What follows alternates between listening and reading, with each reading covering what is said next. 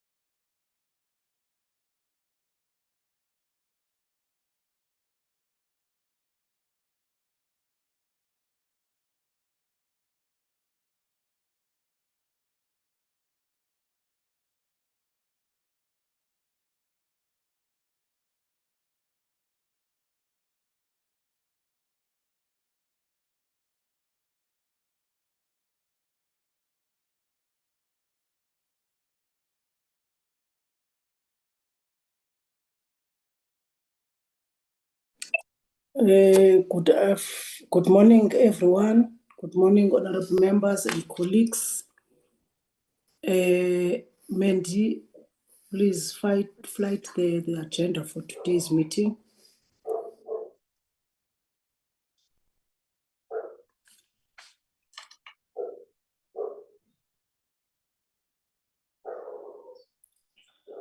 Thank you very much, Mandy, and once more, good morning, honorable members and colleagues. This is the agenda for today's meeting of the DPME. I will then, Mandy, can you go up?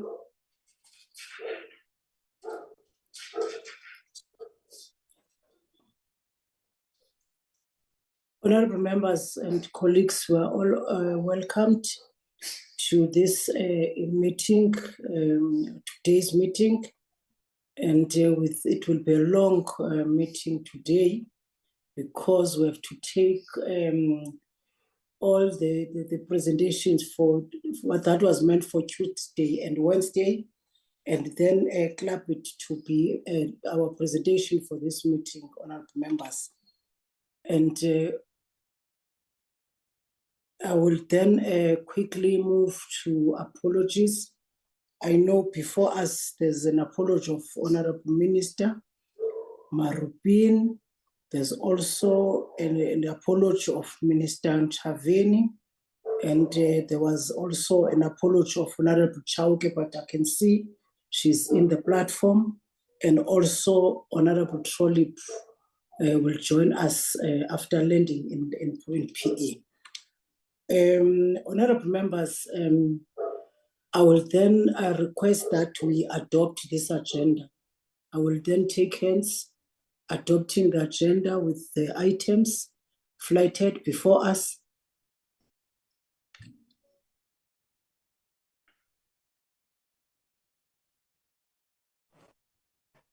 Thank you, Chair. It's Honorable Kumba here. I move for the adoption of the agenda. Thank you very much, Honorable Kumba. The agenda has been adopted. Honorable members, as we all know, the announcement by the President and also the dissolvement of the DPE, which is the Department of Public Enterprise, the transferred functions to his office and the delegated responsibilities to the Minister of PME, but further the decision to move SOCs to the line departments. Then, honorable members, at the center of our concerted efforts to construct a capable, ethical, and developmental state, it is the role of these SOEs, which is the state-owned companies, with a very important mandate as part of the continuous task of transforming our economy, consolidating our democratic project, and constructing a capable and developmental state. So, honorable members, as we grasp with the new shareholding model of our SOCs, there must be efficient, financially sound, and well-governed enterprises as outlined by the NDP. And honorable members, to this committee, I think organized an orientation workshop on SOEs as a way of developing a deeper understanding of the new shareholding model and the mandate of SOEs. We had that workshop, honorable members, but the National State Enterprise Bill remains the responsibility of the Department of Planning, Monitoring and Evaluation. And therefore, honorable members, today's meeting is to introduce the National State Enterprise Bill to this committee. And after the deliberations, honorable members, we will then get a briefing by the Auditor-General of South Africa, focusing on budgetary review and recommendations report, which is the BRRR, on DPE, which is on Department of Public Enterprise, on Department of Planning, Monitoring and Evaluation, inclusive of Brand SA and Stats SA.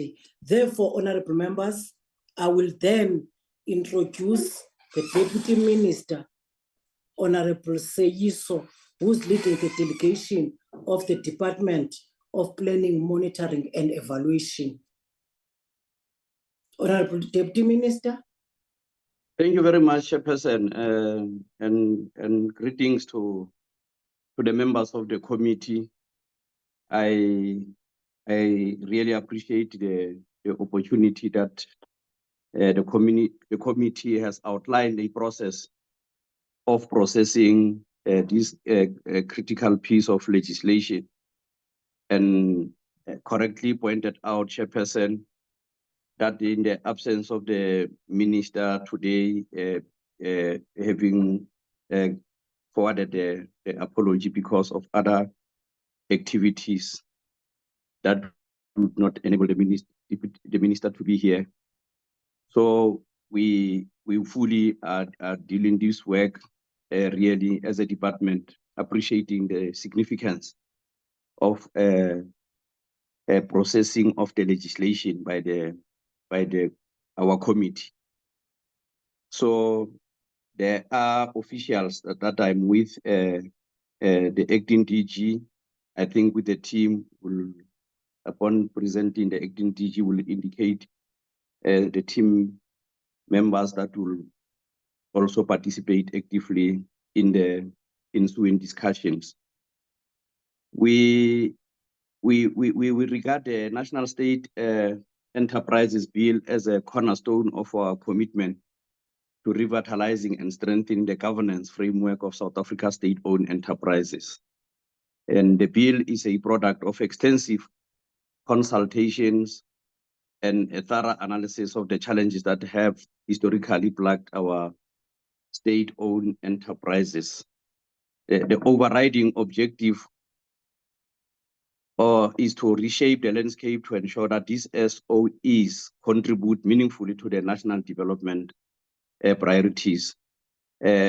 Members will recall that this bill was tabled in the 6th administration, and it was revived as Parliament revived all the bills in this term.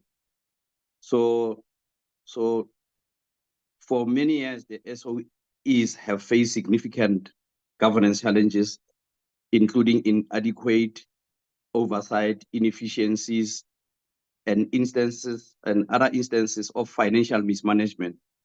So the bill intends to respond directly to these challenges by seeking to enhance transparency, accountability, and efficiency in the SOE sector. It aligns with the recommendation from the Presidential State-Owned Enterprises Council, as well as the findings also pointed out from the Zondo Commission. These reports highlighted the need for a consolidated governance structure and heightened accountability measures to prevent abuse and ensure SOEs serve the public good. The Presidential State-Owned the Presidential State-Owned Enterprises Council recommended the adoption of a centralized stakeholder and management model and establishment of a holding company. I believe the acting DG will deal with the core objectives of this bill and elaborate key areas, provisions of the bill, and what model is the bill proposing. So I want to emphasize, Chair, that the government is committed to advancing a developmental state which has the capacity to intervene in the economy. SOEs will enable these objectives. So that transformation is critical in terms of dealing with these areas. The bill will provide an opportunity for the state to develop a long-term vision and have a tighter approach of meeting strategic objectives. The Asian Tigers are our model to develop a holding company which should accelerate transformation and economic growth. We draw lessons from China, Singapore, India, and other countries which implement this model. Line departments continue to play a role in relation to direction of SOEs and will continually play a role, as not all SOEs will be part of the holding company, and the holding company direction will factor line departments' objectives. I believe also that will draw a great and meaningful contribution that will be made from the committee, as the committee is going to discharge its responsibility. Thank you very much, Chair. I will relate to that such remarks in terms of opening for the department to do a full-scale presentation on this matter. Thank you, Chair. If you allow me, Majiki can then proceed with the presentation. No, thank you. Thank you very much, Honorable TM. Good morning, Chairperson, honorable members, and thank you very much, TM, for the opening remarks. I think they were quite comprehensive. And on our side, from the department, Advocate Makobe will lead the presentation. It is quite a comprehensive presentation that he will be able to take the committee through.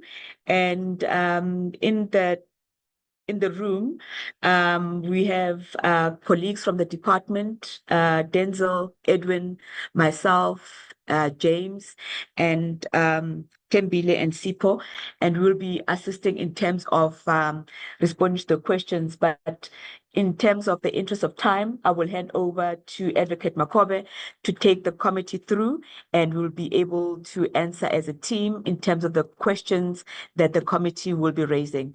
With that being said, can I hand over through you, Chair, to Advocate Makobe to take the committee through? Thank you very much, Chair and honorable members. Advocate Makobe. Thank you very much, Acting DG, and good morning to the Honorable Chairperson and the Honorable members of the committee. I'll be taking, and the Deputy Minister as well.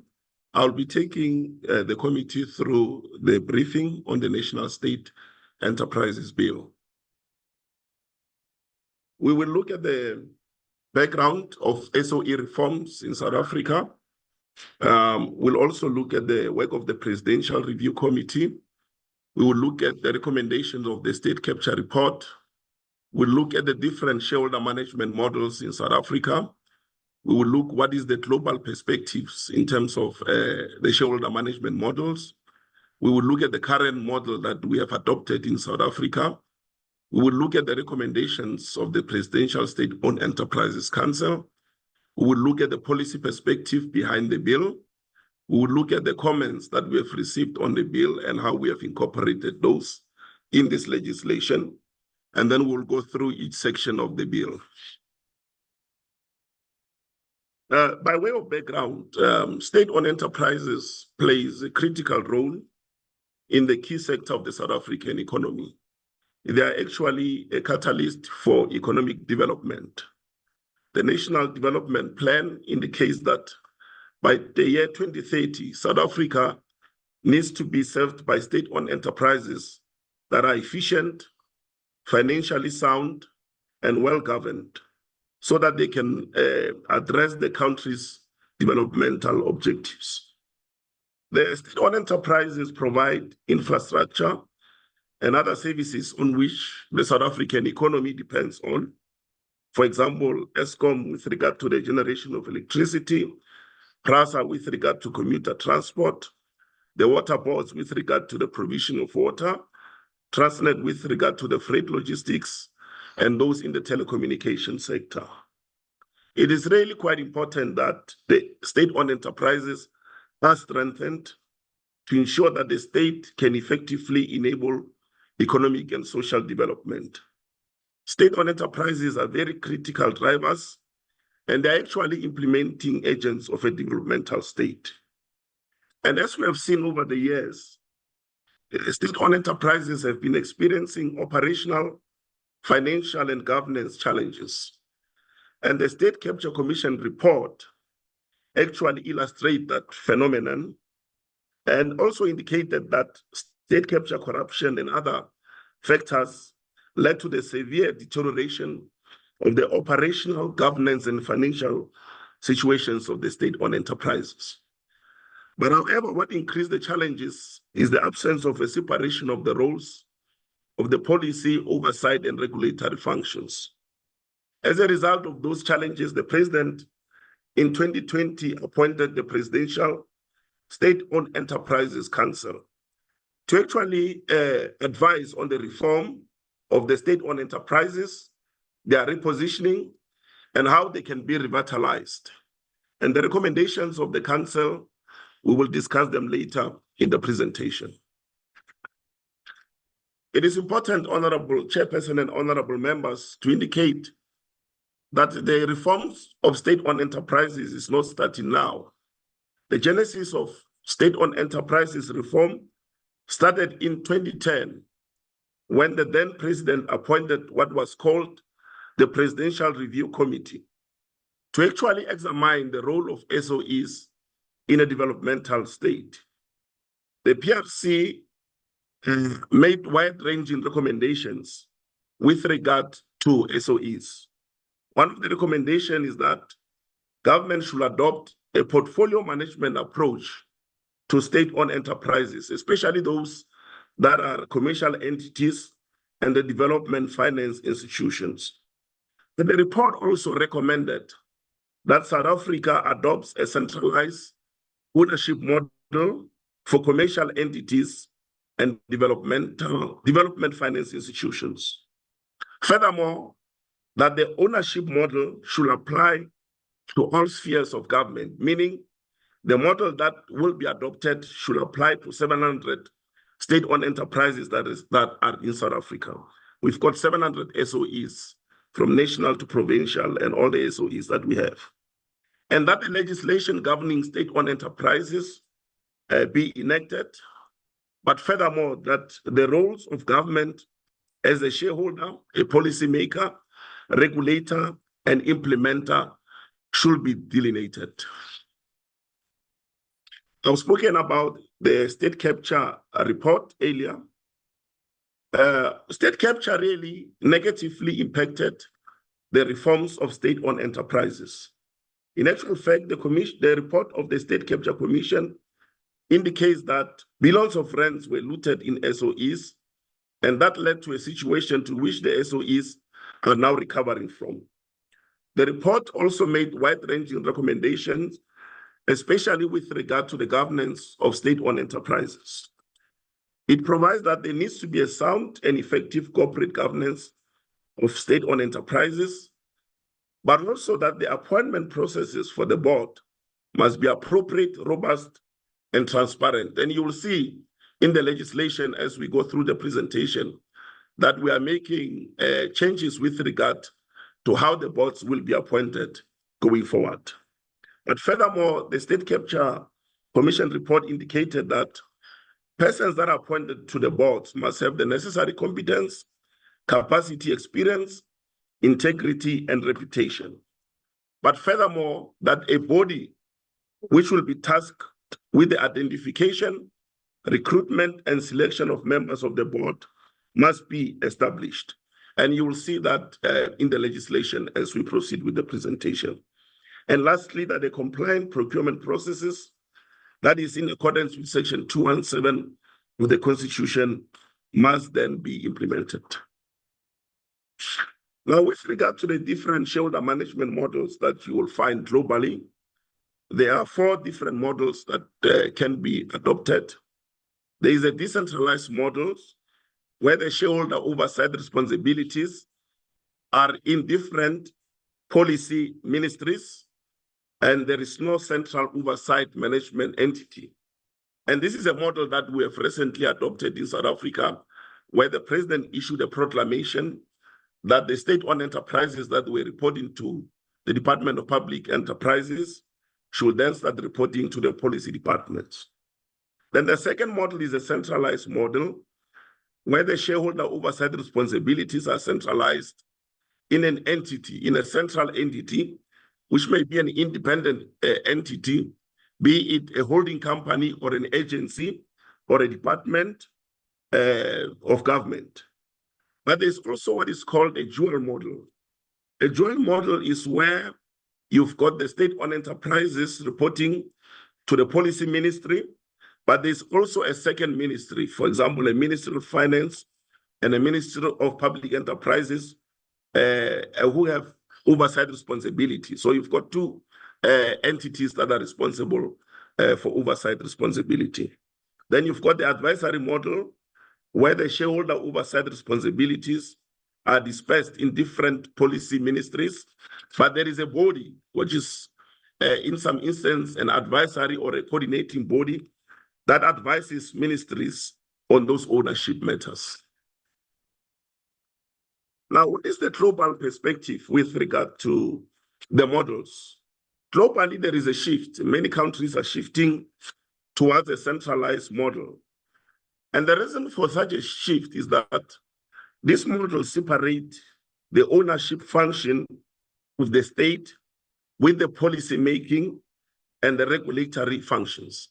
So that separation globally is recognized to be one of the important tenets in terms of SOE reform, but also with regard to the oversight of state-owned enterprises. And the advantage of separating those 3 is to ensure that you minimize potential conflict of interest. And furthermore, this model will promote coherence and consistency in applying corporate governance standards across all SOEs, because all state-owned enterprises will be subject to the same governance standards. So that's an advantage of this centralized model. But this model will also ensure that there is greater transparency and accountability in the operations of the state-owned enterprises, because there will be then a uniform oversight and performance monitoring for SOEs. Because if you don't have a centralized model, then you don't have uniformity in terms of oversight and the performance monitoring of the state-owned enterprises. The other advantage of this model is that you can leverage on the balance sheet of the SOEs within the portfolio and therefore reduce the dependence of state-owned enterprises on the fiscus. And that's why several countries have really adopted this model and created structures like agencies and companies to oversee and manage their state-owned enterprises. And indeed, we have seen the success of these models emerging from different jurisdictions.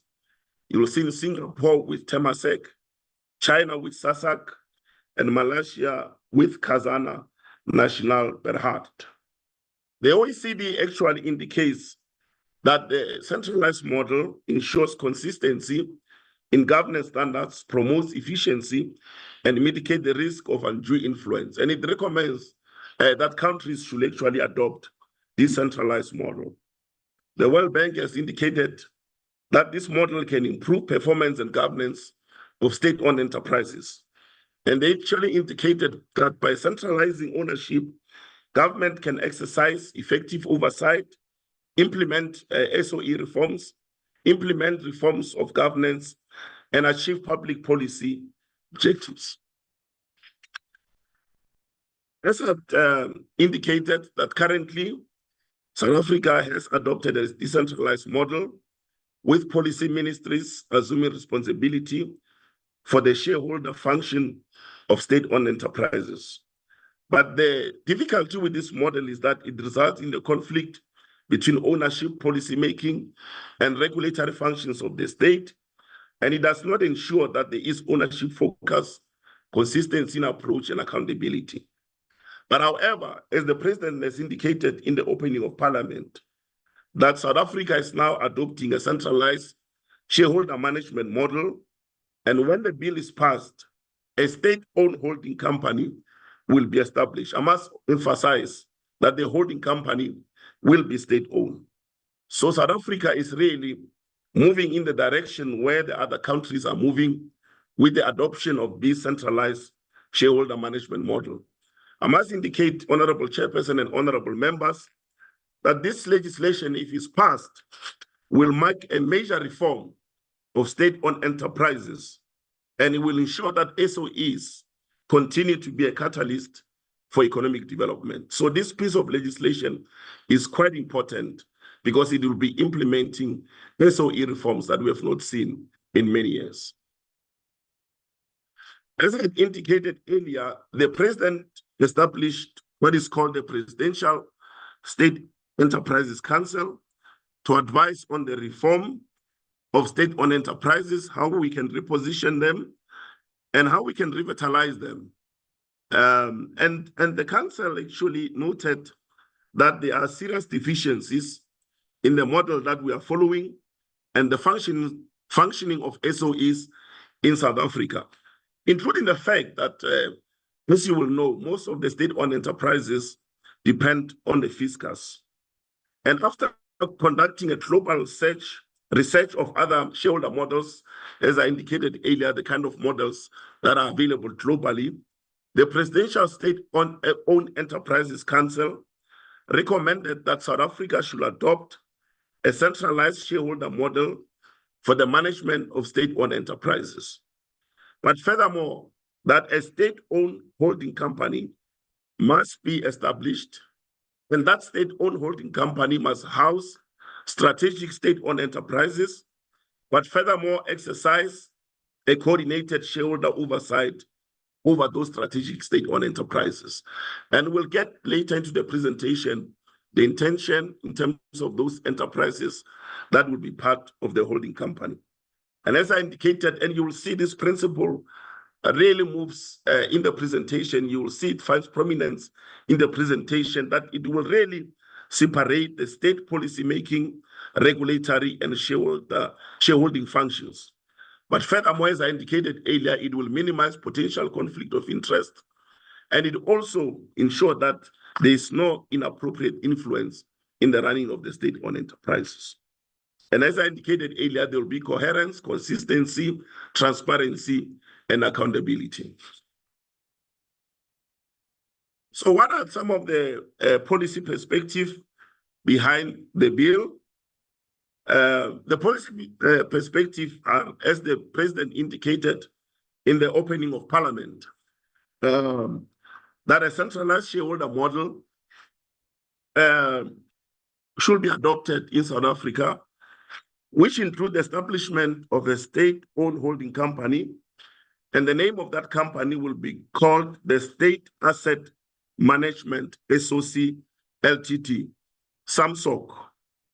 And this SAMSOC will have subsidiaries, and these subsidiaries will be state-owned companies. And I'll explain later how the state-owned companies becomes the subsidiaries of SAMSOC. So this holding company will be established in terms of the National State Enterprises Bill that we are introducing today in this Parliament, and incorporated in terms of the Companies Act. And this state-owned holding company, as I indicated, will be 100% state-owned. There's no provision in the legislation that it will not be state-owned. The legislation is quite clear that it will be 100% state-owned holding company. And it will provide coordinated oversight. It will monitor the performance of the SOEs and also the state-owned companies who will be subsidiaries. SAMSOC will perform the role of an active shareholder to its subsidiaries, so it will not be a passive shareholder. It will ensure that there's professionalism and transparency in the operation of the subsidiary state-owned companies. It will ensure that the state-owned companies are profitable and sustainable, so that in actual fact, they can pay dividends to government. And if you have seen recently with AGSA, it is possible for state-owned companies to pay dividend. And I think several years ago, a few years ago, SAFCOL also paid dividends to the state. So really, these companies must really get to pay dividend to government. And we are saying, as part of the objectives of this bill, is to ensure that these state-owned companies are profitable, sustainable, and they pay a dividend to government. And it is possible, and I've shown you the two examples of the state-owned companies that have done so. But also to rework the capital structures of the state-owned companies to ensure that there is sustainability. Also, those subsidiaries, as I indicated, that a government also receive dividends. But importantly, and we must emphasize that, that when we establish this holding company, the state developmental objectives will still be taken care of. And you'll see from the preamble in the legislation and other provision of the legislation that the issues of the developmental objectives and the issues of the public interest features prominently in the legislation. Because we are saying, even if these state-owned companies are run on a commercial principles and are declaring dividend, the developmental objectives must still be taken care of. And that's why they are state-owned companies. They must play a developmental role. So I just needed to emphasize that point. So the bill was published for public comments after approval by Cabinet on the 15th of September 2023. And I must indicate that there was a great deal of interest in the legislation. There's 3,590 public comments were received. And it really shows that this piece of legislation has really a great interest in South Africa, and actually even abroad. And the bulk of the comments that we have received are in three thematic areas. The first issue was the need for a clear state ownership strategy for SOCs. It featured in the comments that government must be clear. Government must have a strategy on state-owned companies in terms of what government wants to achieve. And they were asking, what are the criteria for the selection of the subsidiaries? What is the phase succession of these subsidiaries? What is the strategy for government on the SOEs? But secondly, that we need to harmonize the legislative prescripts that is applicable to the holding company and its subsidiaries. And the question was asked, should the PFMA apply to Samsung, given the fact that some of the state-owned companies have actually complained on how PFMA is not helping them to be agile, especially those that are in the commercial environment. But we'll get into how we have responded to that when we deal with the issues of the comments. Thirdly, the issue that was raised was that there is a need for a transparent and appropriate governance and accountability mechanism for the holding company and the subsidiaries to ensure that is insulated from political interference, to support professionalism, integrity, efficiency, and effectiveness. And a question was asked, are we moving forward, or is this same old? And really some questions were asked. Is it appropriate that the president becomes the shareholder? Is it appropriate that such unfettered powers are granted to the shareholder? Do we have the enough integrity process for direct appointments? And we'll explain how we have incorporated those in this legislation that we are introducing before this parliament. With regard to the PFMA will not apply to the holding company and its subsidiaries, but I'll take the committee through the financial management provisions of the PFMA that we have incorporated in the legislation. So we have incorporated those in the legislation, even though the PFMA does not apply. So the good provisions of the PFMA with regard to reporting and financial management, you will see them in the legislation, and I'll take the committee through that. The issue of the national strategy, we accepted the comments, and there will be a national strategy for the state-owned enterprises, which will be developed by the shareholder on the advice of the Presidential Advisory Committee, which will be appointed by the President in terms of the provision of this legislation, and it will follow a consultative process. But I'll get into the nitty-gritties of that a bit later. The appointment of the first board of HoldCo, there will be an independent panel that will appoint the board of HoldCo, and the composition of the panel I'll get into later when we get into the provisions of the legislation. And also the appointment of the CEO and CFO actually will be made by the board of HoldCo, because coming from the public comments, we're saying, let's give the board the responsibility, and that the shareholder must not really be involved in the process for the appointment of the CEO and CFO, which is actually a shift from the current practice. And a lot of questions was asked, what are the enterprises that are capable of being transferred to HoldCo? And we have dealt with that in the legislation. I'll get to that later. And the issue of the Presidential Advisory Committee, I've indicated that the president will appoint such a committee. So what if we can then get into the legislation itself? This is a long title of the National State Enterprises Bill. And really, it is to provide for the development of a strategy for national state enterprises, as I indicated earlier, to establish the State Asset Management SOC Limited, which is SAMSOC, to provide that the state is the sole shareholder of the holding company. I must emphasize the state will remain the sole shareholder of SAMSOC, to provide for the powers of the shareholder on behalf of the state, but also to explain how the SOEs will be phased into the holding company, but to ensure that there is an appropriate and effective monitoring and reporting mechanism for the subsidiaries. So this is the preamble. As you can see, the first paragraph, it provides that the state must optimize the shareholding to achieve long-term strategic interventions for developmental purposes and secure the enterprises for future generations. So it is in the legislation, the issue of developmental objectives. I just needed to put that to the attention of the members of the committee. This is just an arrangement of the section. We've got 25 sections and 3 schedules in the legislation. Now, with regard to section 1 of the legislation, this is really a definition section that defines what is the holding company, defines the national strategy, who is the shareholder, which is the state, as represented by the president. Now, the objectives of the bill are to enhance the operational efficiency of national commercial state-owned enterprises. The operational efficiencies of the SOEs are quite important. And it is an objective to ensure that our state-owned enterprises are efficient operationally, in actual fact, governance-wise, and also financially.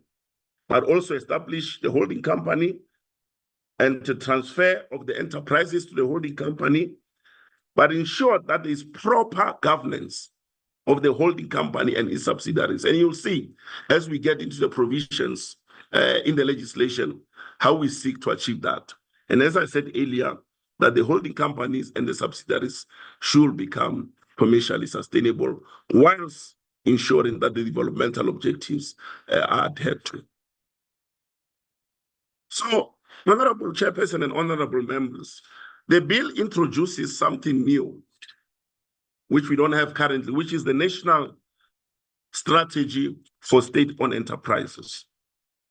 It provides that the president must develop that strategy, but on the advice of the Presidential Advisory Committee that the president will appoint, but after consultation with the holding company and the ministers responsible for the national commercial state-owned enterprises. And I must explain this, honorable members, that as not all state-owned companies will be part of the holding companies, there will be those state-owned enterprises that will still be under the different line ministries while they are being prepared to be part of the holding company. So the consultation in the development of the strategies will take place with those ministers, but also with the holding company. So the bill also provides for the public comments on the strategy. So the strategy, once it is finalized, it will be gazetted, and those comments will be considered, and then it will go to cabinet for approval. And once cabinet has approved that, because you will see in the bill, we are really ensuring that there is transparency in terms of the running of the state-owned enterprises, because these companies belong to our people. It belongs to the South Africans.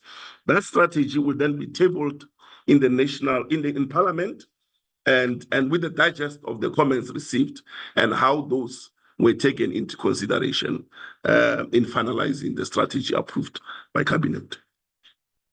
So what will the strategy contain? It will ensure that there is a performance monitoring system for the holding company and subsidiaries. And it's clear for everyone. There's no ambiguity. It's there in Parliament. It's a public document. It will say, this is how we'll measure the performance of the holding company. This is how we're going to measure the performance of the subsidiary state-owned companies. But also, it will be clear in terms of what are the objectives and strategies of government with regard to the state-owned enterprises in different sectors. And as I indicated, what are the targets? What are the performance targets? What are the obligations, the developmental obligations and objectives? What are the costs of those, and how will those be funded? So that there's clarity in terms of that. Is there going to be any recapitalization?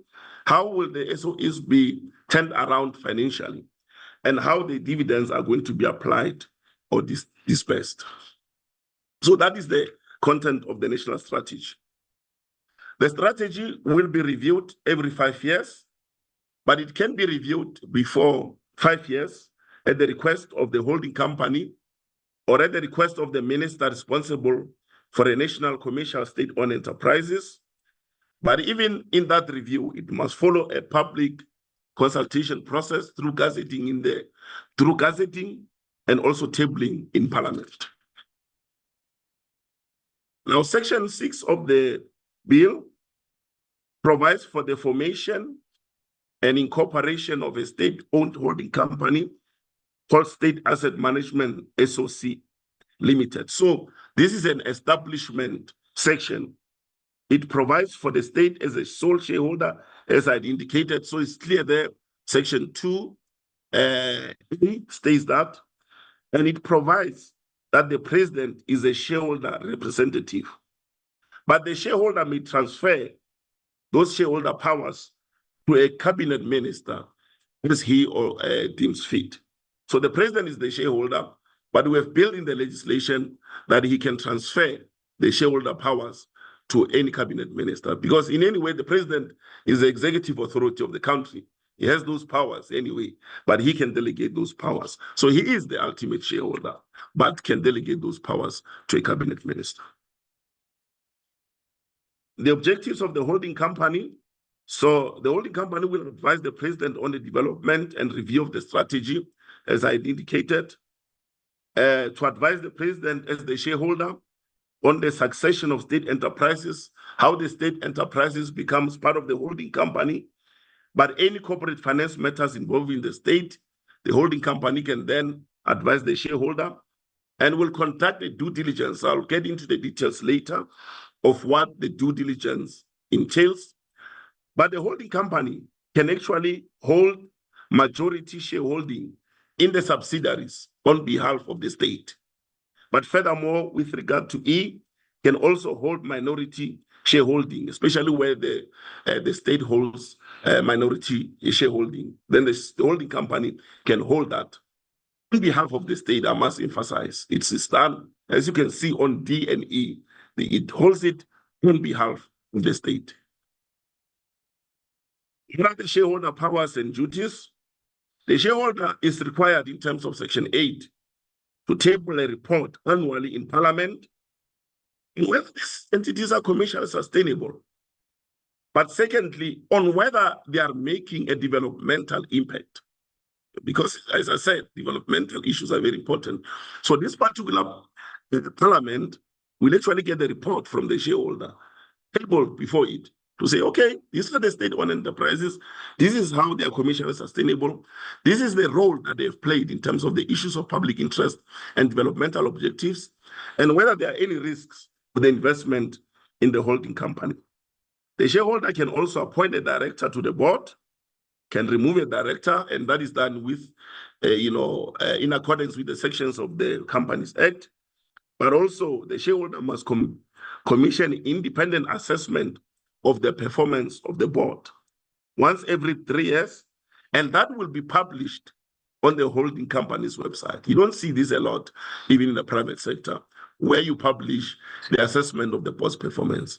But it is in the spirit of transparency that we're actually up in the game and making sure that we've got a higher level of accountability, because we really believe that this SOEs belongs to the people, and people must know what is really happening in the state-owned enterprises. With regard to the powers, functions, and duties of the board, in terms of Section 9, the board must manage the business and affairs of the holding company, and as I've indicated, advise the shareholder on the review of the strategy, decide whether to recommend to the shareholder that the state enterprise be transferred to the holding company, and prepare for such in collaboration with the board of the state enterprises. But I'll go into the details in that later. But as you can see in Section 9, the board must ensure that it concludes a corporate plan. And you'll see the PFMA also provide for this. And some of these are some of the provisions that are coming out of the Public Finance Management Act. Prepare an annual budget to give effect to the corporate plan. The board must also make sure that there is a corporate plan for all the subsidiary state-owned companies, and that if there is a subsidiary company that is financially dependent and requires funding from the state, there must be a borrowing plan which will be approved by the shareholder and the minister responsible for finance. And if there is a third party requires a guarantee, that requirement must be submitted to the shareholder and the minister responsible for finance. But there is also a provision that says there is this called, in commercial terms, a MACTROS, a material adverse event or condition. If the board is of the view that there is an adverse event that may affect the ability of the subsidiary to meet its objective, then the board must ensure that without delay, the shareholder is informed. And this is really, as I said, setting the bar higher. But also, there is a requirement for the board to develop a system for evaluating major capital investment projects for the subsidiaries. The board must also, of the holding company, must ensure that there is a clear reporting framework for the subsidiary state-owned companies, ensure that there is a financial and operational performance monitoring framework, but most importantly, the board is responsible for the appointment of the CEO and the CFO of the holding company. The shareholder will not be involved in the process of the appointment of the CEO and the CFO as it is the current practice. This is, as I indicated earlier, a significant move from the current process. This is to ensure that the board of the holding company really is given the independence to be able to do some of the responsibility, although they will be held accountable for the performance. The board will also determine the remuneration of its members on the recommendation of the remuneration committee and with the approval of the minister responsible for finance. So section 10 is the composition of the board. The board will follow a transparent process, and the regulations will be clear what that transparent process is, but I'll get into the details later. And the board will then, after following a transparent process, then recommend the appointment of the board members to the shareholder. And it must take account of the skills, knowledge, experience, and integrity. When you consider them collectively, will enable them to fulfill the objectives of the holding company. So there will be a transparent process for the appointment of the board of the holding company and its subsidiaries. So if the shareholder decides not to appoint persons recommended by the board, then the board must go back and recommend an alternative person to be appointed as a director. Obviously, the shareholder must give reasons for not appointing the recommended candidates. The board will then comprise a minimum of 3 and a maximum of 9 directors. They will serve a term of 3 years and may not be reappointed for more than 2 additional terms in line with proper corporate governance. And the CEO and the CFO will be ex-officio directors of the board in line with normal governance practices. What is the standard of directors' conduct? The director must act in the best interest of the company. In the normal business, it ends there. You act in the best interest of the company, and it ends there. But we have established a higher standard of conduct for the directors of the holding company, as this is a state-owned company. They must also act in the best interest of the company, taking into account developmental objectives, business sustainability, and the public interest. So as they make sure that they're acting in the best interest of the company, those 3 matters must be taken into consideration. It is indeed, I must indicate, a higher standard of conduct for directors. These are the board committees. These are the Audit and Risk Committee. The board must appoint it, the Nominations and Governance Committee, Remuneration Committee, and the Social and Ethics Committees. These are statutory committees. And then section 13 deals with the reporting requirements. The board then must submit to the shareholder an integrated annual report within 6 months of the end of the financial year.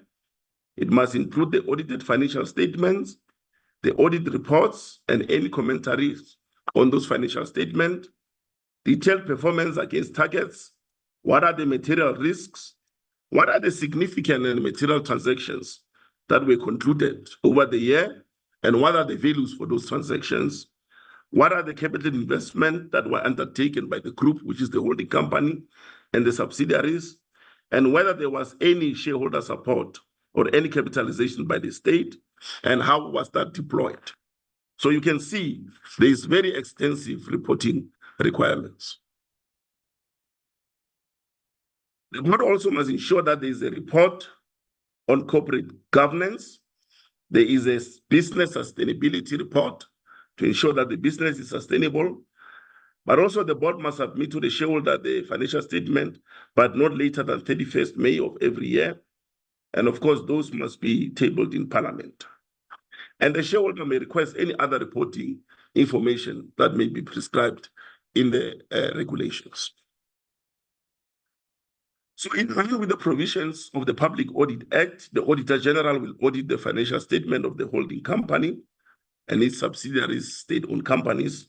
But the AG may, as it is allowed in terms of the Public Audit Act, authorize a private sector auditor to audit SAMSOC or its subsidiaries, especially where they don't have capacity to do so.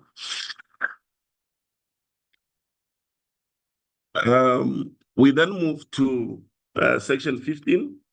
This is to ensure that there's cooperation, with regard to the minister responsible for state enterprises, the relevant organs of the state, to ensure when the decision is made to actually move these state-owned companies to the holding company, that there is cooperation within the different stakeholders. Now, with regard to the due diligence, this is what happens when the shareholder, for example, wants to transfer SAA as a subsidiary of the holding company. The shareholder will then request the holding company to conduct a due diligence. The purpose of that due diligence is to determine whether that state-owned company is ready to be transferred as a subsidiary of the holding company. So it will be initiated by the shareholder. So it's not like there's going to be all the companies that are in the schedule, in Schedule B, I think, will automatically, or Schedule A, will automatically become subsidiaries of the holding company. No, there is a process that will be followed. So the shareholder will say, the holding company has been established. So the board, please, I would like the following entities to be subsidiaries. Can you conduct a due diligence as to whether these entities are ready to be part of the holding company? And once that decision is taken, then the holding company will conduct a due diligence and will require cooperation from the responsible minister for the state-owned companies, the accounting authority, and all personnel. Now, once they have done their due diligence, they will then make a finding and recommendation, the board of the holding company, a finding and recommendation to the shareholder, whether those state enterprises that the shareholder has identified should become subsidiaries of the holding company. And the holding company may recommend that, okay, this particular entity is ready and may be transferred to the holding company.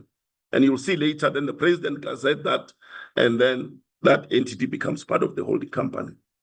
But the holding company board may say, this particular entity is not ready to be transferred into the holding company. There needs to be some work, there needs to be some restructuring that needs to happen before it can be transferred. So that action or that restructuring must then happen to make sure that that state-owned company is being readied to be part of the holding company. So the shareholder, once the shareholder has received the findings and recommendations, it must then share those findings with cabinet. And once cabinet concurs, then the shareholder can say this company will then become a subsidiary of the holding company. So section 17 says, so once the shareholder has made that determination, then the president will then issue a proclamation in the Gazette to transfer that company to be a subsidiary of the holding company.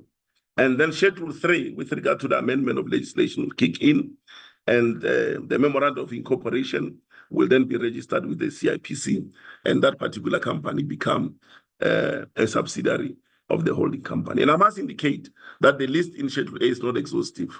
There may be other state-owned companies not mentioned there that could become subsidiaries of the holding company. It's not an exhaustive list. Section 18 deals with the transfer of properties between subsidiaries. It provides the legal mechanism for transferring the properties between subsidiaries, and it also empowers the subsidiaries to get into an agreement to transfer the property, and that the registrar of deeds will then register the company, but there will not be charges like levy, tax, or transfer duties. Section 19 deals with the rights of use of servitude. It provides a mechanism for the use of servitude held by the state, and it also exempts the registration of such servitudes from statutory charges and fees. It also provides that if there is a refusal of the use of servitude, that refusal can be only if it will impair the operation of the state, affects the safe use of the servitude, or is offered on a commercial terms that are not market related. So those are the three instances where the servitudes can be refused. Otherwise, it needs to be approved and registered as such. Section 20 deals with the Presidential Advisory Committee, as I had indicated, that the president will then appoint the Presidential Advisory Committee to advise on the national strategy. And the committee will include 3 members of the national executive that are appointed by the president, 1 person appointed by organized business that is part of NETLEC, 1 person appointed by organized labor that is part of NETLEC, and there will be experts that are appointed by the president in the sectors where the state-owned enterprises and they operate, and also a representative of the holding company appointed by the board. So the board will also appoint its representative. And the committee will develop its own rules to govern its proceedings. And this is really to ensure that there is independence in terms of the development of the strategy. Section 21 is a standard provision allowing for regulations to be made to support the Act. So Section 22 provides that the Companies Act will apply to HoldCo and its subsidiaries insofar as it's not in conflict with this Act. And as I indicated before, the PFMA will not apply to the holding company, but as I indicated, the financial management and the reporting requirements that you'll find in the PFMA, and some of them we've actually enhanced them. They are in the legislation as I've taken the committee through that. Now, Section 23 is the transitional provisions, appointment of the members of the first board. I'll go into the detail as I deal with the schedules. And this is the short title and commencement. The Act, once it's enacted, will be called the National State Enterprises Act, and it will come into operation on a date fixed by the president by proclamation in the Gazette. So as I indicated, Schedule A are state enterprises that are capable of being transferred to the holding company. And of course, it will follow the process that I explained before. The shareholder will request the holding company to conduct a due diligence. The findings and recommendations will be shared with the shareholder. The shareholder will then take it to cabinet. Once cabinet concurs, then the president will then proclaim that and say this company will be part of the holding company. As I said again, this list is not exhaustive. There might be some other state-owned enterprises which are not listed here that could be part of the holding company.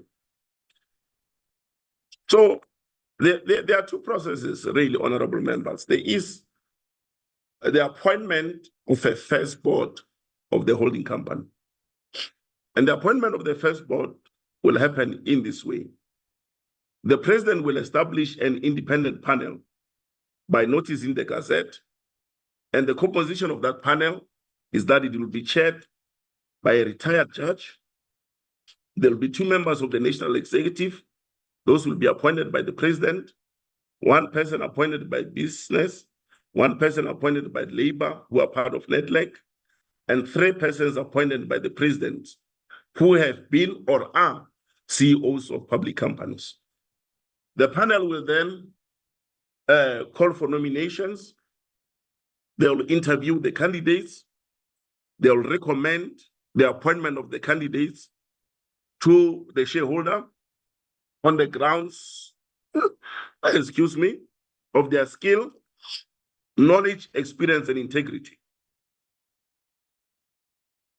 which, when you consider them collectively, will fulfill the objectives of the holding company. And if the shareholder decides not to elect any person recommended by the panel must then recommend an alternative person.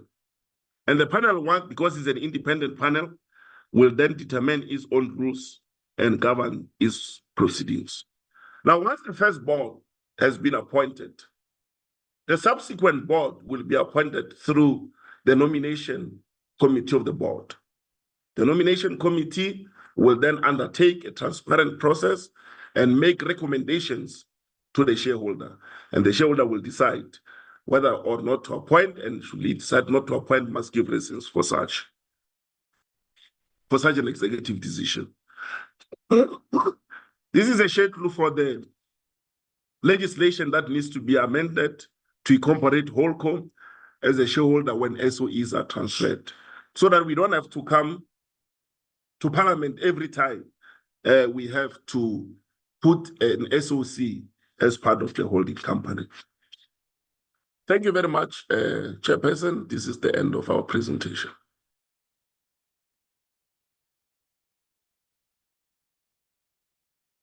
No, thank you very much, Mr. Makobe. Advocate Makobe. Honorable members, that's the end of the presentation by the Department of Planning, Monitoring and Evaluation on the National State Enterprise Bill. I'm gonna now take hands, honorable members.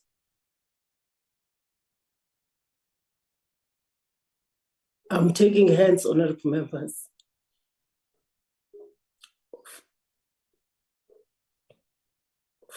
Clarities or comment. I only see one hand.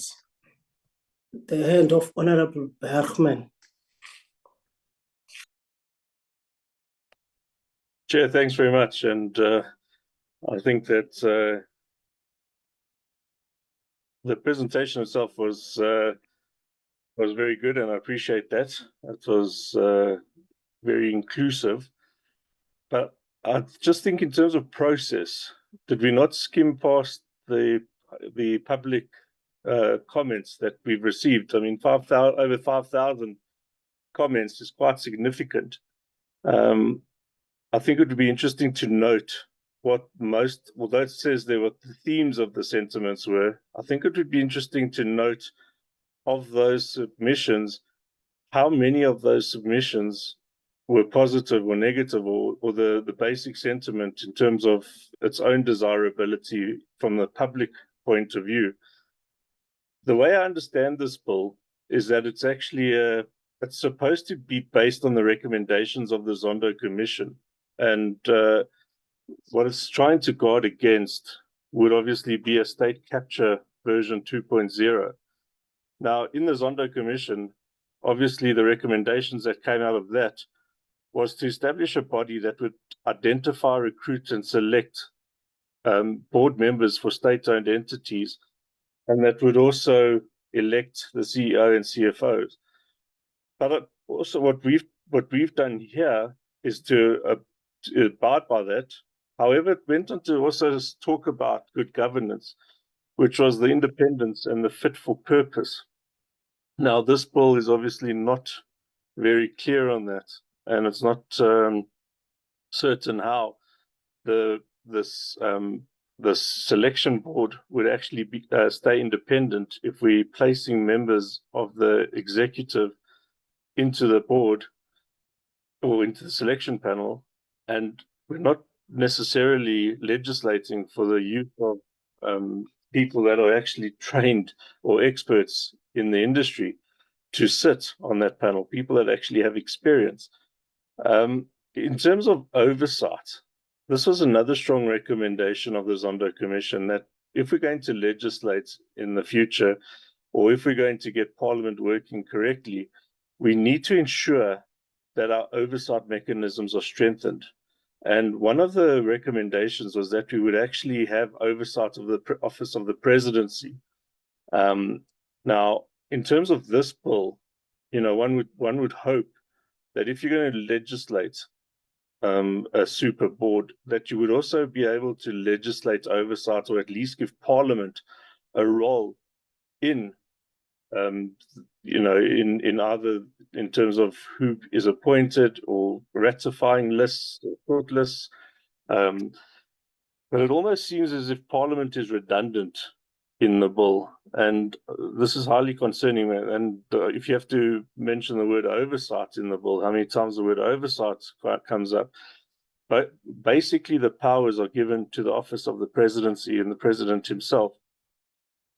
I also then want to just make a serious mention of the PFMA, and again, utilizing what is actually a Zondo recommendation, a Judge Zondo recommendation again, is how can we call this good governance and then we move away from the PFMA?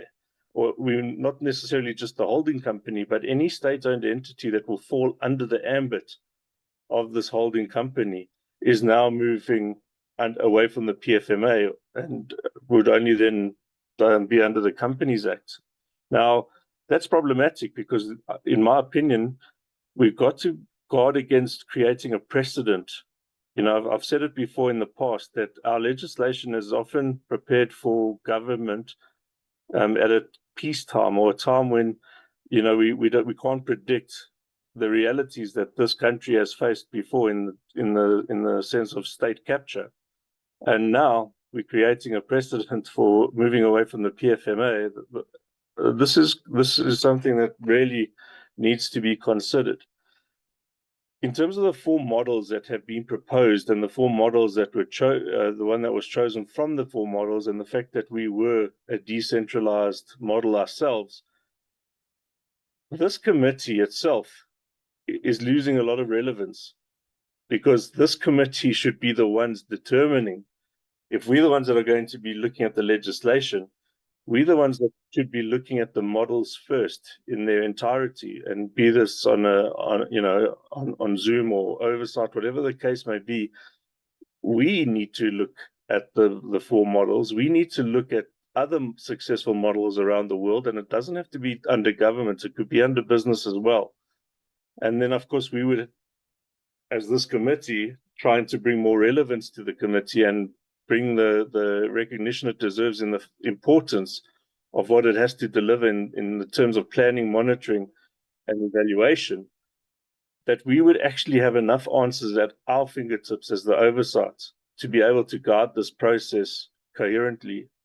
Now, I think those are the initial comments. In terms of wanting to look more specifically to the board itself, than the powers of the board and the national strategy, I'm going to reserve my comments for now, but obviously those two key areas are also, if you want independence and you want something that has public participation, you really need to ensure that the legislation is clear on that objective. Thank you very much. Thank you very much, Honorable Bergman. I see there's a hand of Honorable Trollip, and then followed by Honorable Appearing.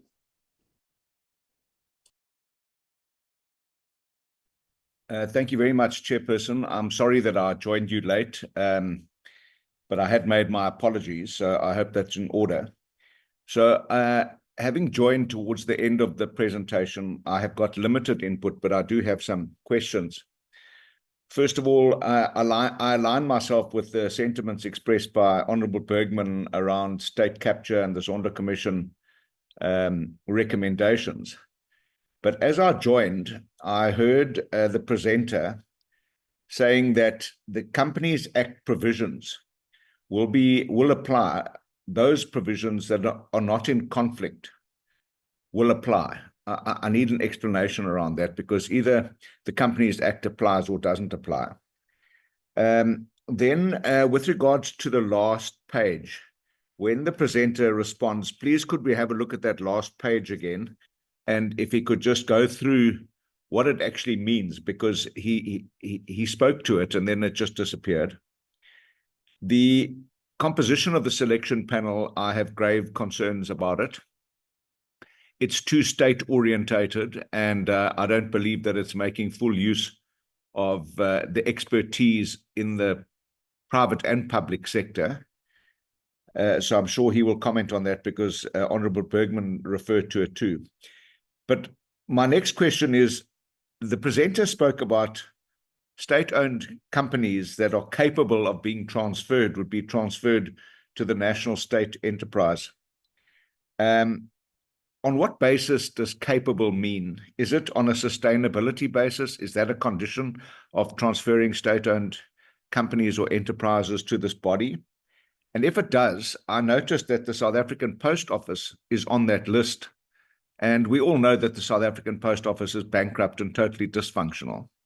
So I need clarity on that. And does the SABC fall into that list? Then I have a concern, Chair, about the composition of the board, where it would include CEOs of public companies that have CEO experience. I don't have a problem with those that might have had or have been, but I do have a problem with incorporating CEOs of public enterprises that are currently CEOs of other public enterprises serving on the board. We have seen examples in this committee of people holding multiple board positions, and in some cases it's ridiculous that there's so many board positions that it's impossible for them to actually have any real positive input other than queuing up for their remuneration. So I have a concern about that. And then obviously I would like to know what the role of Parliament is in terms of oversight and accountability of this board and the enterprises that it would manage, because that ultimately will determine the success or failure of this planned initiative. If there's no proper consequence management and oversight and accountability, and as Honourable Bergman says, the fact that the PFMA won't be applicable, I would need clarity on that, because you can't have any state-owned enterprise that does not have to abide by the Public Finance Management Act. We're talking about public enterprises here. Thank you very much, Chair. Sorry. I see more hands. I will take Honorable Gama and then followed by Honorable Christie and Honorable Apir.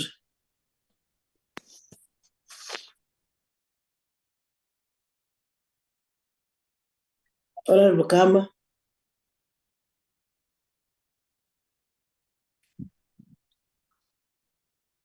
Thank you very much, Chair. I don't know if you can hear me. You are very loud, Honorable Gama. Oh, wonderful. Thank you very much. Good morning, Chair. My apologies. My connection has been intermittent this morning. Recording stopped.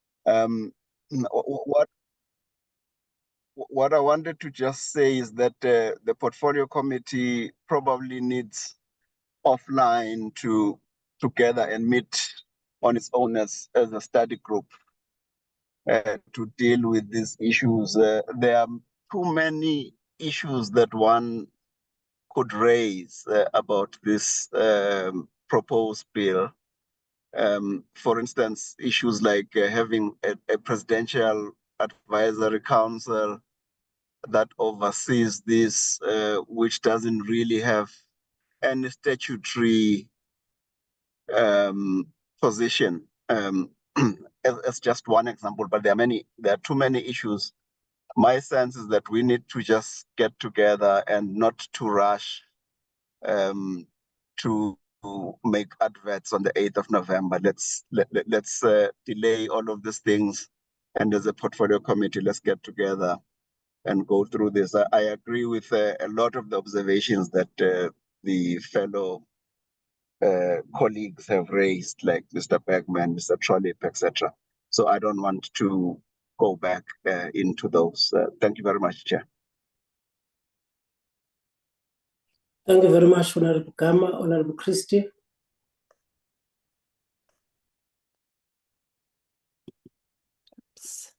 Thank you so much, Chair. Apologies. I'm just quickly looking for my notes. There we go. Thank you. Yes, I agree with everything my senior spokesperson, Honourable Bergman, shared. And I agree with Honourable Gama that there are too many issues on this bill, and we can't just push it ahead. We can't just go full steam. We need to go through it clause by clause as a portfolio committee. So if I can analyze, may I have like 4 to 5 minutes? If I can analyze the NSE bill very briefly and then mention possible alternatives submitted to the Zondo Commission on State Capture. This bill has a very noble objective to prevent the excessive politicization of the board and senior management appointments of SOEs. But I believe that this bill is not a good idea because it takes us actually in the opposite direction. You're proposing in this bill to centralize control of the shares of 13 SOEs, these guys here under Schedule A. We have 120 national SOEs, which could, in this bill, also be moved under the holding company. And you're centralizing control of the shares in the hands of 3 to 9 directors, who also will have powers to transfer property between the SOEs without parliamentary oversight. And the bill says that we're going to remove these SOCs from most of the provisions of the PFMA, apart from only 2 chapters. This is highly risky given our history of state capture. So what if the SAMSOC board comprises only 3 of the 3 to 9 directors, and these 3 directors are corrupt and crooked, and you're wanting to give them all these powers? What if these directors are all friends of a future corrupt president, and we know we're surrounded by corrupt politicians in this world? What if the president ignores or overrides the recommendations of the selection panel and puts his own friends in to serve his own interests? So another Mr. Gupta's friend and his cousin and her business associate. Our SOEs, as Honorable Bergman said, were ground zero for state capture. They borrowed money without consulting Parliament and then approached Parliament for bailouts of up to 300 billion rands in the 6th term, the 6th administration. So a centralized holding company dominated by possibly dubious directors is a recipe for state capture too. The bill is modeled on systems adopted in centralized, controlling and undemocratic countries elsewhere in the world, Singapore and China. We're not as brutal in our democracy at enforcing compliance. There's a lack of consequence management in South Africa for directors and CEOs of SOEs. And so this centralized model giving a few people control over the shares and properties of SOEs would allow them to get away with murder. And so there have been many suggestions and submissions to the Zondo Commission, including looking at successful models in the more democratic OECD and SADC countries, with whom our constitution and our democracy is much more closely aligned. I'm also quite concerned about the post office amendments that are hidden in this bill. They're very far-reaching, and for instance, they compel all levels of government to use their services only. Surely the Minister of Communications and Digital Technology and this portfolio committee, or his portfolio committee, should be consulted on these. And these clauses should be in a separate bill, not this bill. So if this page 11 of the bill with 13 SOEs proposed, and the ministries they fall under, from communications to energy to transport, are all absolutely vital for service delivery and the well-being of South Africans, our businesses, our families, mines, farms, and the implications that they're running have on employment and the growth of our economy. So there is another way, if I may say, to secure, and I'll just be another 2 minutes, there is another way. And we definitely do need an SOE bill. And there are redeeming factors in this bill. For instance, where it talks about performance, performance management standards and goals. That is redeemable, but we need to look at an SOE bill that secures the appointments of SOE directors without political interference, a free, fair, and transparent process providing a framework to assess director suitability. This is what we need to pursue, because it's really the directors of our SOEs who have taken our SOEs down with the political interference and conflict of interests. friends of politicians, pursuing the business interests and financial interests of politicians. Let's keep the system that our president has recently implemented of this oversight of SOEs being decentralized and reporting to their line departments, but ensure that the directors who are appointed are honest, competent, experienced, and qualified. There are, I won't be long now, there are highly qualified organizations recommending changes which would transform the governance and management of our SOEs. The Dalal Omar Institute at UWC, for example, has done extensive research. A state-owned enterprises bill needs to map out a clear, open, and transparent process for all competent South Africans to apply to be directors of SOEs. And then our president and his ministers, or her ministers, would then be able to select directors from a pool of verified candidates whose qualifications, integrity, competence, and experience have been pre-checked and who've been through independent panel interviews. At the moment, as Honourable Trollip shared, we have a few directors doing the rounds. Many of them are friends of politicians. There is a lot of corruption still in our SOEs. One director serves on 16 of our SOE boards, earns a salary for each position, and I doubt he's managing to maintain oversight of these SOEs. So opening up the opportunity to serve on SOE boards to all South Africans, which we could put in an SOE bill with a transparent verification process to create a pool of available directors, is in line with best practice internationally and the more democratic OECD and SADC nations on which our constitution is more closely aligned. This could be the solution for protecting our SOEs from political interference, state capture, looting, thieving, and plundering by easily tempted board directors lacking in integrity. This current bill, in its format, centralized, less opaque, less open, will take us down even further, and we cannot afford that. Our GNU cannot afford that. Thank you so much.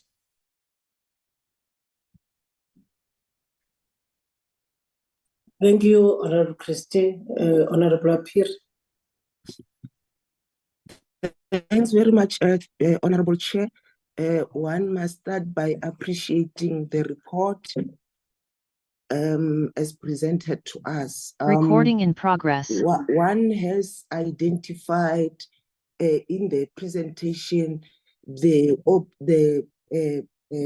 identified the gaps that the presentation was supposed to have included.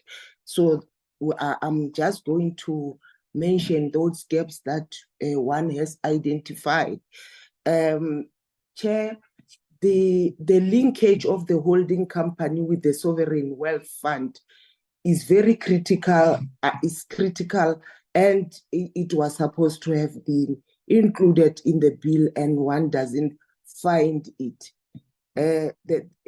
This bill, as it has been presented to us, it does not entail a provision for the establishment of new SOEs, which is critical with shift in the means of production and changes in the economical composition of the economy. One has identified also that the bill has not included the definition of the state-owned asset to include various income-generating assets, such as shareholders in sole publicly owned ownership of critical sectors, state sectoral participation strategy. It has also not included the orientation, it has not included the development of a linkage with the establishment of a sovereign wealth fund to orientate the strategic orientation of the holding company. Chair, I think those are some of the gaps that one has identified, which one feels they are very critical and they must be included in the bill. Thank you so much.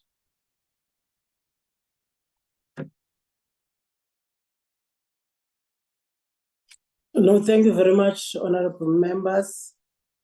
I will then hand over to the department, and in the platform, I know that there's also a delegation from the legal unit of Parliament. If they want to say something, they can speak. I'm not sure, Honorable Bergman, I see your hand is still up, and Honorable Trolleyborn is there. Legacy hands. Chair, thank you very much. No, I put my hand up again. If you allow me, I just forgot to mention that the PSC that the president appointed in 2020, I was hoping that we as a committee, in line with what Honourable Gom has proposed in terms of a study group, I think we need to have sight of what the State-Owned Enterprise Council has deliberated over, and what their position is on this bill as well. And just if the presenter has any idea, and if we can just get their latest reports, I think that would be helpful. Thanks very much, Chair. Just before I give Honorable the DM and the team to speak, I see also the hand from the legal unit from Parliament. I'm not sure because I don't understand the study group. What does Honorable Bergman and Honorable Gama means? Because I understand there are study groups of our political parties. Except you are saying that we then convene as a study group of political parties and further discuss this document, because that's my understanding. We only convene study groups as individual parties, and therefore means if you are then in this platform requesting that we have a study group of all political parties just to engage on these issues. I'm not sure, but I see your hand is saying political study groups of political parties. That will be discussed offline outside this platform, honorable members. But I will then first, I'm not sure, Honorable DM, I see there's a hand from our legal unit of Parliament, Adila Arnold. Good morning, Chairperson. Good morning, honourable members. The name is Adla Arnold from Parliamentary Legal Services. Chair, I'm not going to go into any provisions or substance of the bill, but just procedurally, I just want to remind the honourable members that the purpose of this meeting was the briefing by the department. And there is a discussion with regards to a study group. Also on the agenda is the consideration of the motion of desirability. And that is in terms of National Assembly Rule 286(6)(b). And the purpose of the motion of desirability is we need to ask ourselves the question as to whether the principles of the bill is accepted and whether there is a need of the bill, whether there is a need for the bill.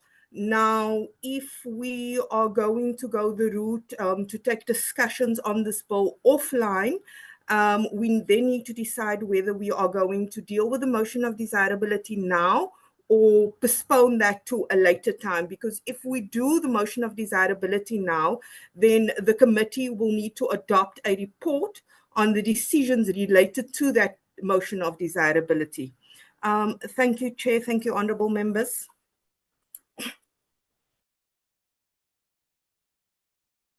Thank you very much, Adila.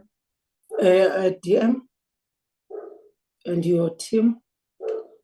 No, thanks, Chairperson. I think I'll ask if there are comments that the DG, the acting DG, would like to make. And I was also listening, interestingly, when the other committee member says that. I thought that they were saying that maybe a portfolio committee will discuss further the issues. And I want to beforehand, Chair, that I appreciate the fact that all members underscores the significance of the restructuring that is proposed, that there's something new that is needed in order to deal with the current challenges that is facing state-owned enterprises and to ensure that they are properly positioned in response to the challenges of the country. And also in our presentation, I think we painstakingly really look into models across countries. It is not our view in South Africa that the Asian tigers are not providing better models in terms of transforming economies. I mean, there's evidence globally in terms of their contribution. And we should really discard some assumptions that we easily arrive at that undermines the work that other countries, particularly even developing countries, are doing. So none of us argue against implementing the recommendations made by the Zondo Commission. I think that's our starting point, but also of reviews, research that has been conducted in our country in many ways in terms of how we should really reposition. Because there are other views which I believe that they will be very interesting as well in the department in terms of moving forward. Members are right when they argue to say what will be the role of Parliament. We believe that this was just a once-off event. It's a process where, upon deliberation of these issues, they will produce much more stronger bill, because they are also, Honorable Apiri pointed out to some of the issues, for instance, the linkage to sovereign wealth fund, and some of the issues they feel strongly that should be considered in terms of taking the process forward. So I believe, Chair, without preempting anything, I'll ask the acting DG to look into some of the issues that we can comment specifically. There are questions that were raised for clarity. I think it's fair that we respond to them, and will always be available to be part of the process that will unfold. Thanks, Chair. Thank you very much, Deputy Minister, the Chair, and the questions that were posed by the honourable members. I will respond to some of the questions and then hand over to Advocate Makobe to respond as well, to complement in terms of the questions that I may have probably missed out. Thank you very much, Honourable Bergman. Just in terms of the process, in terms of the public comments that were received as to whether they were positive or negative, I think in the main, they were very positive, indicating that this is where we need to go. And I think in terms of the body of knowledge and empirical evidence that we've actually seen, that this is the way to go. As the presenter earlier indicated, that in terms of global best practice and international best practice, this is the model that many economies are actually adopting, a centralized model. And this is evidenced by the performance not only of the SOCs, but the underlying economies. That is the first point. Regarding even this particular bill, it also took lessons pre-Zondo and post-Zondo to ensure that we try to actually prevent state capture 2.20. Hence, we are advocating that in terms of this whole process, it must be insulated and protected from political interference. In terms of appointing board members, it should be on the basis of competence, experience, and merit, and nothing else. That is the point. And also whether this is fit for purpose. We have seen that in terms of other international countries that have adopted this model, not only the Asian economies, but also looking at OECD, and in terms of, what needs to happen in terms of making sure that the way we govern and have oversight, we actually move with what is actually required to make sure that these SOCs become fit for purpose and they're being repositioned, revitalized, and become a catalyst for economic growth. And as well, in terms of the board appointment, the people will definitely be based on competence and drawing not only from the public sector, but from the private sector in a very transparent manner, and a competitive process will be indicated to take the best of the best.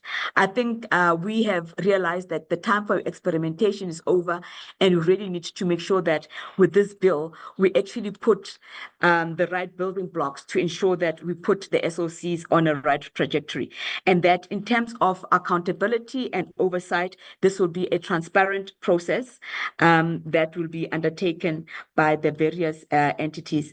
In terms of the PFMA, the PFMA, in terms of its own origins, since 1994, that is why we're having the review of the PFMA, because many of these entities that you're talking about, they're commercial entities. So they are definitely, they need some flexibility and agility because they're operating in a competitive space where decisions need to be made timelessly because they're competing in a commercial space. So there are good aspects of it that are going to be incorporated. So in terms of, formulating this bill, we're actually taking the best practices globally and homegrown to be incorporated into this particular bill. So those are some of the issues in terms of what we're trying to do. So I think I've responded to the issue of Mr. Trollip in terms of the composition and the panel to say we're going to get the best of the best and you're not going to compromise on capability, track record, experience, and competence in terms of how we get these entities on board. And in terms of the composition, it is not going to be solely looking at public, the CEOs of public enterprises. We will also include those in the private sector, because the whole idea of this, it has to be a competitive process. So in that process, whether the people in the private sector and in the public space who have the necessary expertise and they're raising their hands, it needs to be a fair and transparent process, and making sure that we hone as many expertise that are needed from all members of the society. So I think this is one of the issues that I just wanted to indicate on. And on the issue of, I agree in terms of what is important about this as well, just to comment as to whether we should have included the issue of the Sovereign Wealth Fund. It is important that we get this bill over the line, and the Sovereign Wealth Fund, it's going to be a precursor. That's what will be needed, and it does not really this is what it will follow after in terms of the operationalization of this particular bill. So that is what I wanted to underscore, and also to indicate that in terms of this particular bill, there will be accountability and there will be consequence management, as being alluded to by the Zondo Commission. And we've already started to do that work in terms of making sure that people who have been found wanting and they were not acting in the public interest, they need to be held accountable. And we are incorporating some of those best lessons and actually declaring some of the directors delinquent, and also stripping some of them of their qualifications because of the conduct that was not up to speed. So in terms of driving reforms, it is important for for the country to embrace international best practice, to ensure that there is accountability, there is standardization. That is why they're proposing the centralized holding company, so that when you measure these entities, it's standardized, it's coordinated, and you don't have a situation where a measurement is different to other departments. So when it's centralized, then you've got a much more coherent and a very visible way of actually assessing these entities on a very objective manner, like for like. So in order to reposition and to revitalize many of these SOCs, given the body of information by the PSEC who have actually done quite a lot of work, and also during the PRC Review Commission, which has actually lagged in terms of implementation. This is indeed a game changer and what is actually needed to make sure that we put the South African economy on a positive trajectory. I can hand over to Advocate Makobe to respond to some of the questions that I may have omitted. Thank you, Chair, and the committee members. Thank you very much, DG. Just to answer some of the questions. The question that was asked by Honorable Bergman, and I think Honorable Trollip also asked the same question, in terms of the composition of the panel that will be appointed by the President to appoint the board members of the holding company. I must indicate that this was a recommendation, as I indicated in the presentation of the State Capture Commission report, that there must be a panel that should be set up. And as you can see, the majority of the members of the panel are not the members of the executive. The majority are actually those that are not in the executive. You've got experts that are coming out there. So I note your concern about members of the executive being part of the panel, but they are not in the majority. So the majority will rule, and the majority are not the members who are part of the executive. Now, with regard to the role of Parliament, as you can see, there will be the national strategy, once it's developed, will be tabled in Parliament. Parliament will then have to give a view of that. And as you can see also, there is a report on SOEs. There's a requirement in terms of the legislation that the shareholder must table a report on the commercial sustainability of the SOEs, but as well as to whether it meets the developmental objectives, but also as well the annual report and the financial statements of the holding company and the subsidiaries will be tabled in Parliament. And Parliament can actually call the minister and also the holding company at any time to account, because they actually account to this particular Parliament. So there are really accountability mechanisms in the legislation. Just to get to the Honorable Trollip's question, especially on the Companies Act, obviously there has to be a hierarchy, legal hierarchy of legislation, which one precedes which legislation.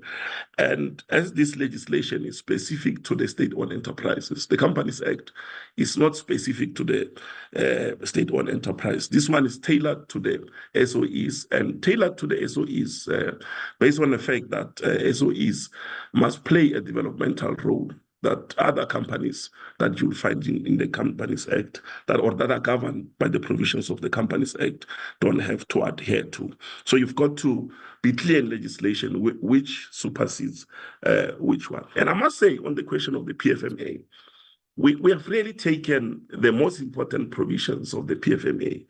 And in actual fact, we have gone further in Section 22 to say if there is a conflict between the PFMA and this Act, on issues of borrowing, on issues of accountability, and the issues of reporting, the PFMA will actually supersede this legislation.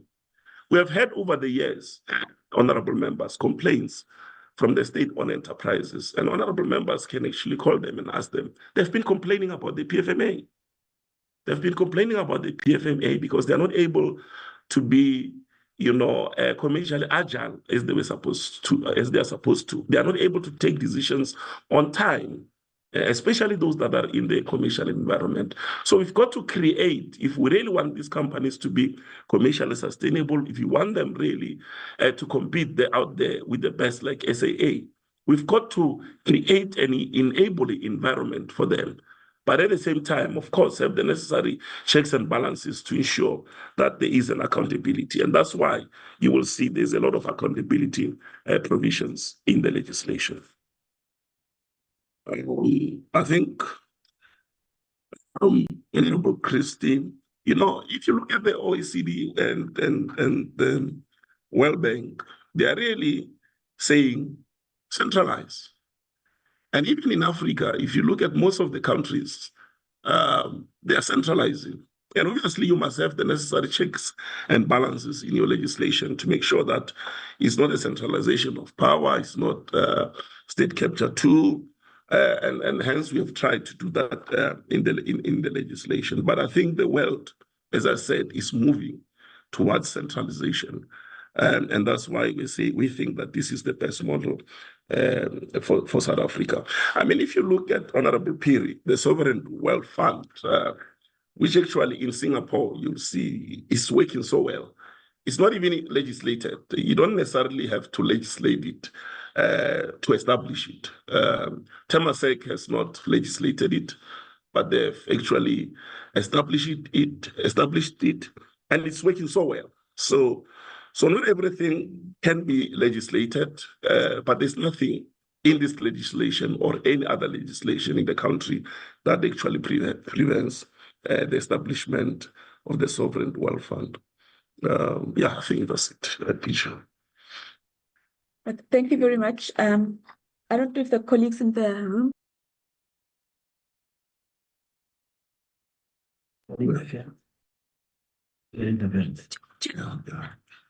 Chair, that is our submission in response to the questions that have been raised by the honorable members. I can hand over yourself if there are any further. Thank you very much, Acting DG. Honorable members, I think the department have responded to your issues and obvious concerns. Firstly, let me also, Honorable Christie, all the proceedings are being recorded.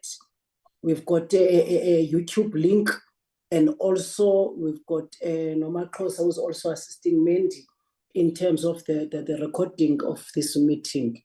I'm not sure, Honorable Trolley, if you've got a follow-up question, because I also wanted to add to Arnold, the Legal Service Unit of Parliament on the motion. Honorable Trolley, do you have a follow-up question? Yeah, thank you very much, Chair, and thank you for the responses. Just one issue that I raised that wasn't discussed is the reference to state-owned enterprises or companies that are capable of being transferred to this body. What are the conditions that establish whether a company is capable of being transformed? I did mention that the South African Post Office is there, and we know it's bankrupt.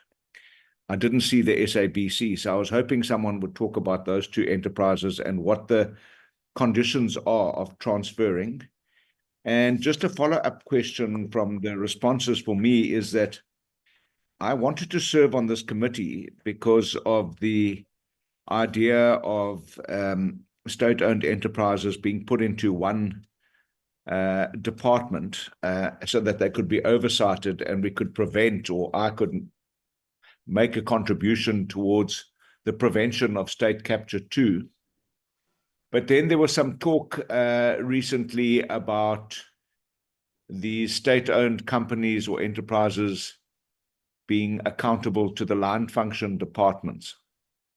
Could somebody just give us some finality around this matter? Are we going to have all state-owned enterprises reporting to one portfolio or department, or are they going to be reporting directly to their line function departments? Thank you, Chair.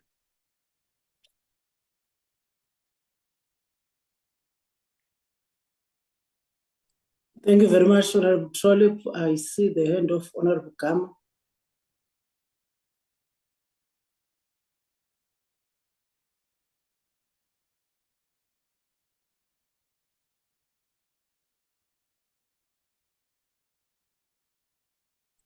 Honorable Gama, I see your hand is up.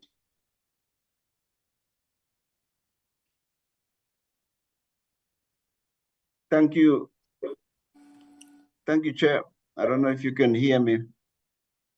I just wanted to talk about the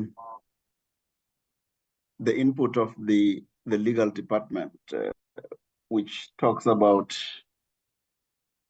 the whole notion about the desirability of the bill, and also your notion of the study group. The study group, there's nothing that prevents us as a portfolio committee to meet as a study group so that we can get into the detail of this. So it's not just a study group of a political party. So it's a study group by any other name. So there's nothing that prevents us. So I think we should try and do that. But also there are issues that we could deal with even just on what has been termed as the objectives of the actual bill. I think we need some more, we need to get into the cracks of some of these issues. For instance, we talk about a developmental state, but this thing could also just look like a fund where proceeds of state-owned entities go into this. We talked about the whole notion of the sovereign fund. There are many things and contradictions that are in this bill. So for me, it's important that we get into some more detail as a committee, because we are the ones who need to make the laws and legislate. The department has given us their inputs. They've given us what they think. But I think we need to get into some more detail, and they could also continue to advise us on certain things that we might want to ask, but it's not something that we can do here on a 2 or 3 hour sort of session. So I just wanted to say those things, and I think if Chair would agree, we can have a study group of the portfolio committee itself. Thank you, Chair.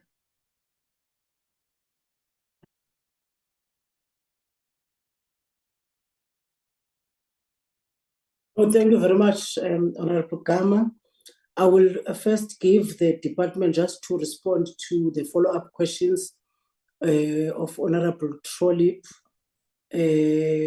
on the conditions of reference in terms of SOEs being removed to the shareholding company.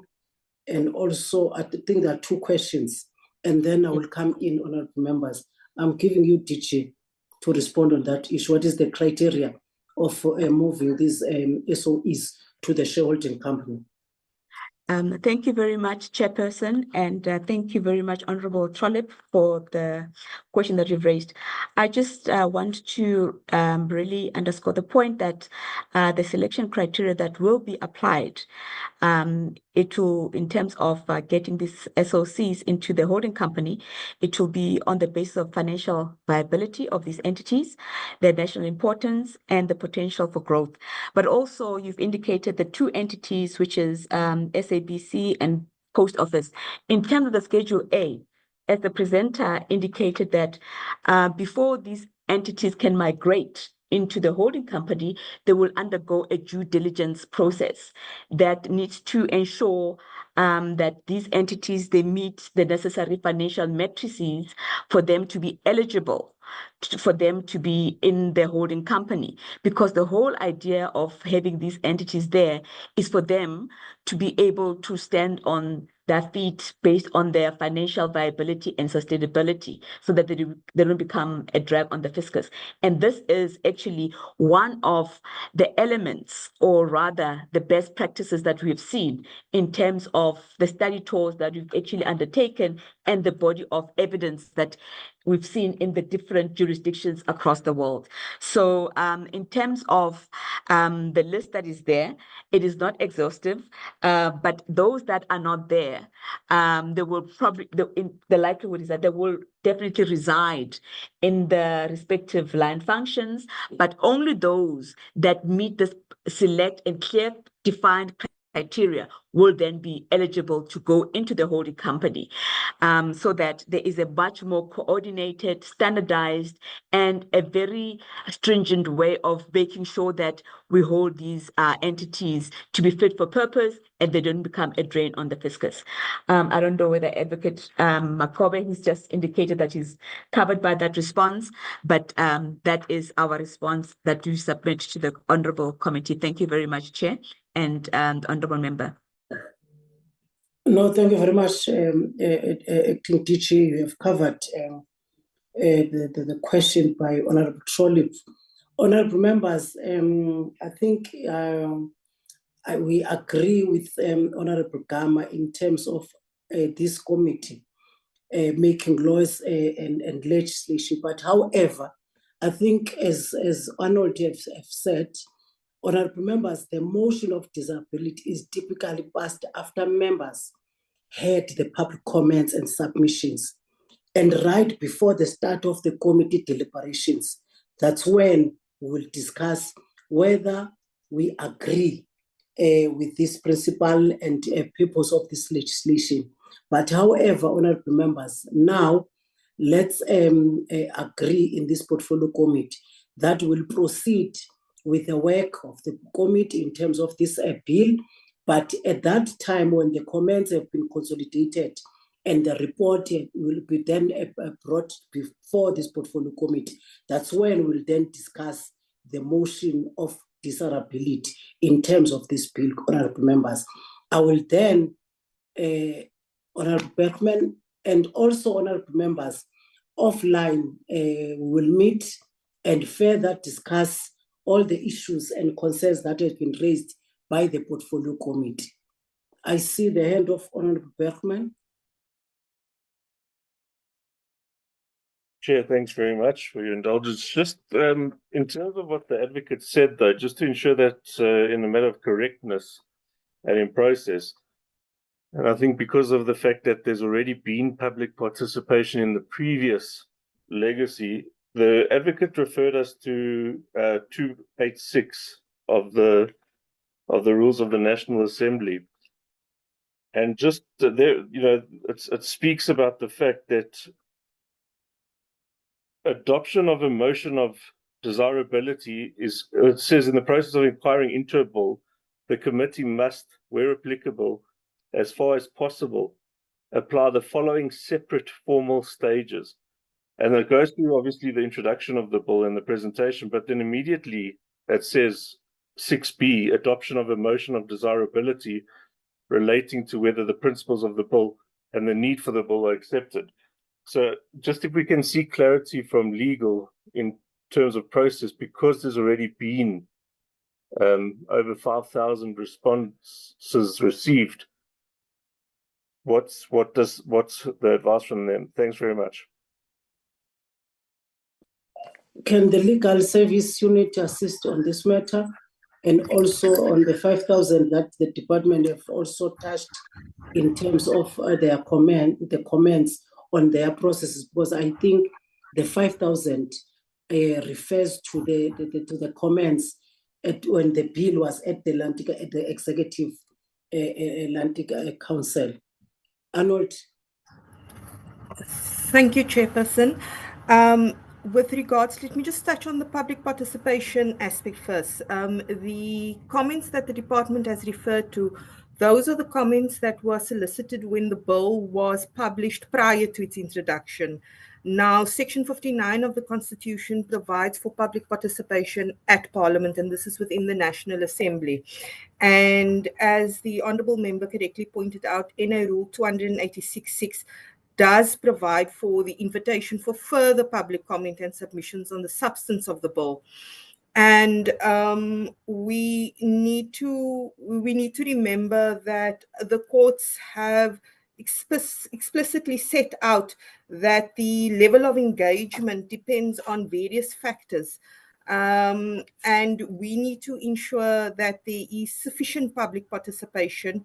We need to ensure that that public participation is reasonable. And we also need to ensure that people have the ability or capacity to take advantage of the opportunities. So the prior round of public participation, it is separate to this round as mandated by Section 59 of the Constitution. And one of the requirements, one of the factors we also need to take into account is the nature and importance of this legislation. And I think we have established that there is a great import, and the nature of this legislation is of great importance. And recently, the judgment in Mogale, which touched on public participation, or rather involved to a great extent public participation, is that the question of reasonable, what is reasonable? We need to look at our public participation model of parliament. We need to look at our framework. We also need to facilitate pre-hearing workshops, summaries of the bills. Invitations must be set out timelessly before the public hearings, and there must be accessibility of the hearings for the public. With regards to the motion of desirability, while the motion of desirability does appear immediately after the informal discussion, there is nothing which precludes us from first inviting public participation, and thereafter we hold the motion of desirability. There is no specific rule which says that the motion of desirability must occur after the briefing. The motion of desirability can take place after the public participation process. Thank you, Chair. Thank you, honourable members. Thank you very much, Arnold. I don't think, honorable members, there are further questions. I think now we are then, now that we have been clarified by Arnold, we are then, honorable members, moving to the next item, the presentation by the Auditor-General.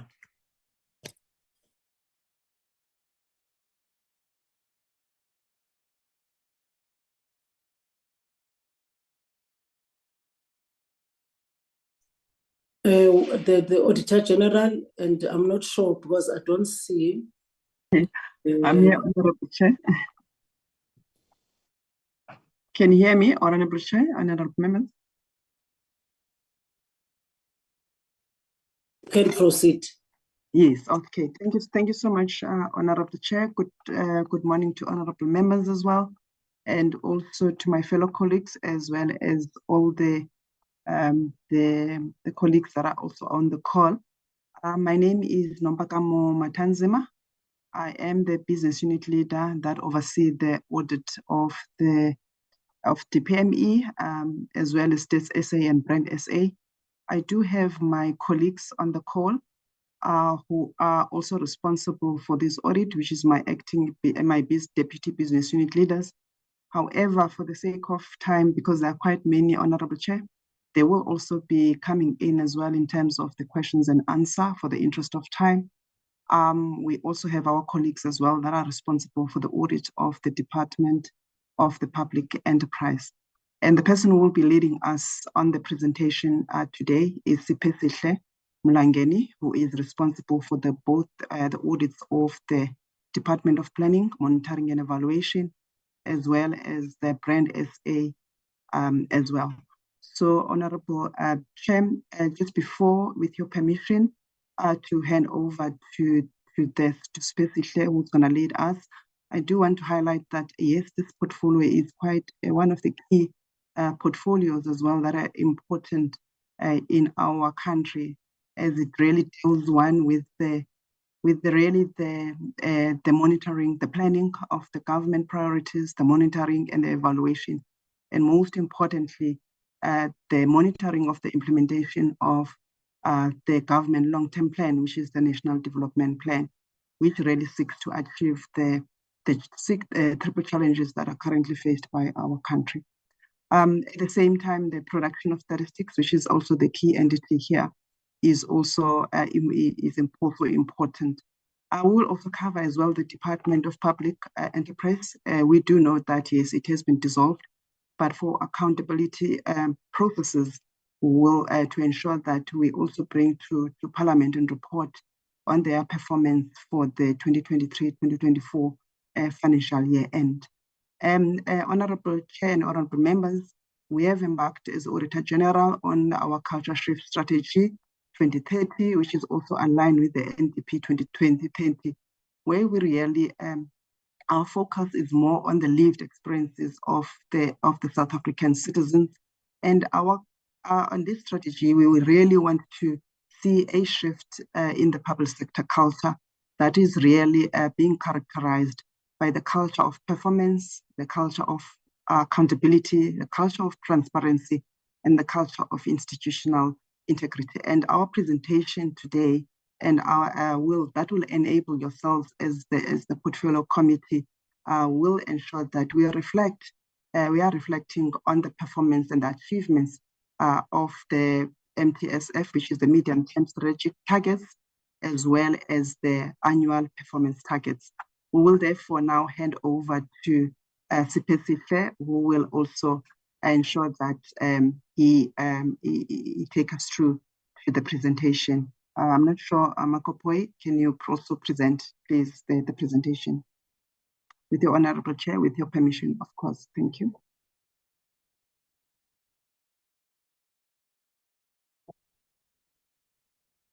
Thank you very much, Honorable Chairperson, honorable members. I will be taking you through the presentation. If you can move on to the next slide.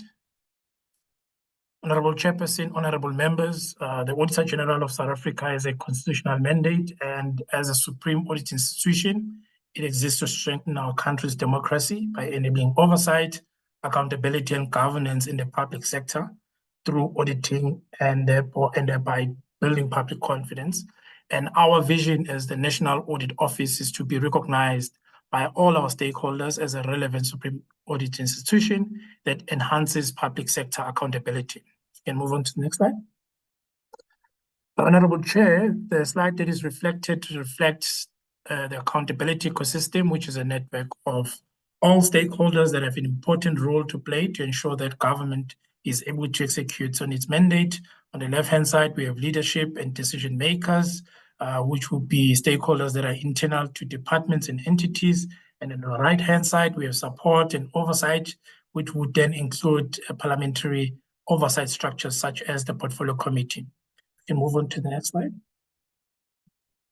Honorable Chair, the slide reflects a portfolio ecosystem with 4 of the auditees that forms part of this portfolio, which is the Department of Planning, Monitoring and Evaluation, which is a coordinating ministry responsible for planning, monitoring and evaluation, the Department of Public Enterprises, which had the mandate of overseeing selected SOEs, Statistics South Africa, with a mandate of research and statistics, as well as Brand South Africa, which is the national brand and marketing agency of the country. Next slide. Honorable Chair, this is where we had left off in the prior with the recommendations that we had made to the portfolio, specifically the portfolio for planning, monitoring, and evaluation, as the 2 portfolios were separate in the sixth administration. The first recommendation, Honorable Chair, was that to address the issue of fragmented planning in the government systems of planning, we had made a recommendation that the Honorable Minister would need to advocate for integrated planning across all spheres of government. And our observation in terms of the progress that has been made is that the development planning legal framework was refined during the 23-24 financial year prior to it being introduced to the cabinet system for further deliberations, and therefore this continues to be in progress in this financial year. We also made a recommendations that the Department of Planning, Monitoring and Evaluation would need to engage with the Department of Public Service and Administration to enhance the performance management system and processes for directors general and heads of departments, as our observation in the previous year was that acting incumbents, and it would be acting directors general, acting heads of departments, were not required, were not compelled to submit performance agreements, and therefore performance assessments for those would not happen. And therefore it creates a challenge when it comes to accountability. Our observation in terms of the progress that has been made insofar as that is concerned is that DPSA and DPME are working on refining the guidelines on the performance management development system. So that continues to be in progress in this year. Our last recommendation, Honorable Chair, in the DPME portfolio was that the accounting officers and accounting authorities would need to be engaged in terms of the implementation of audit action plans to improve the audit outcomes in the portfolio.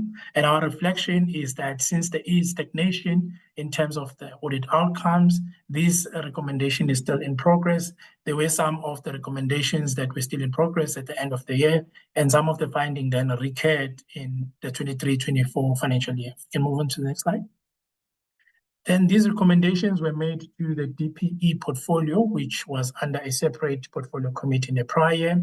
The first recommendation had to do with the implementation of SOE reforms to address some of the SOE challenges that were elevated in the presentation earlier on by Advocate Makhoba.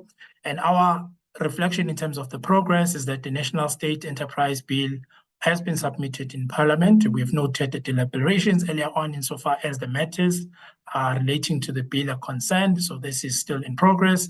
Second recommendation was on the audit action plans and turnaround plans. And what we have noted, the Honorable Chairperson, honorable members, is that some entities were called to account for their action plan in terms of how they are implementing them. This continues to be in progress.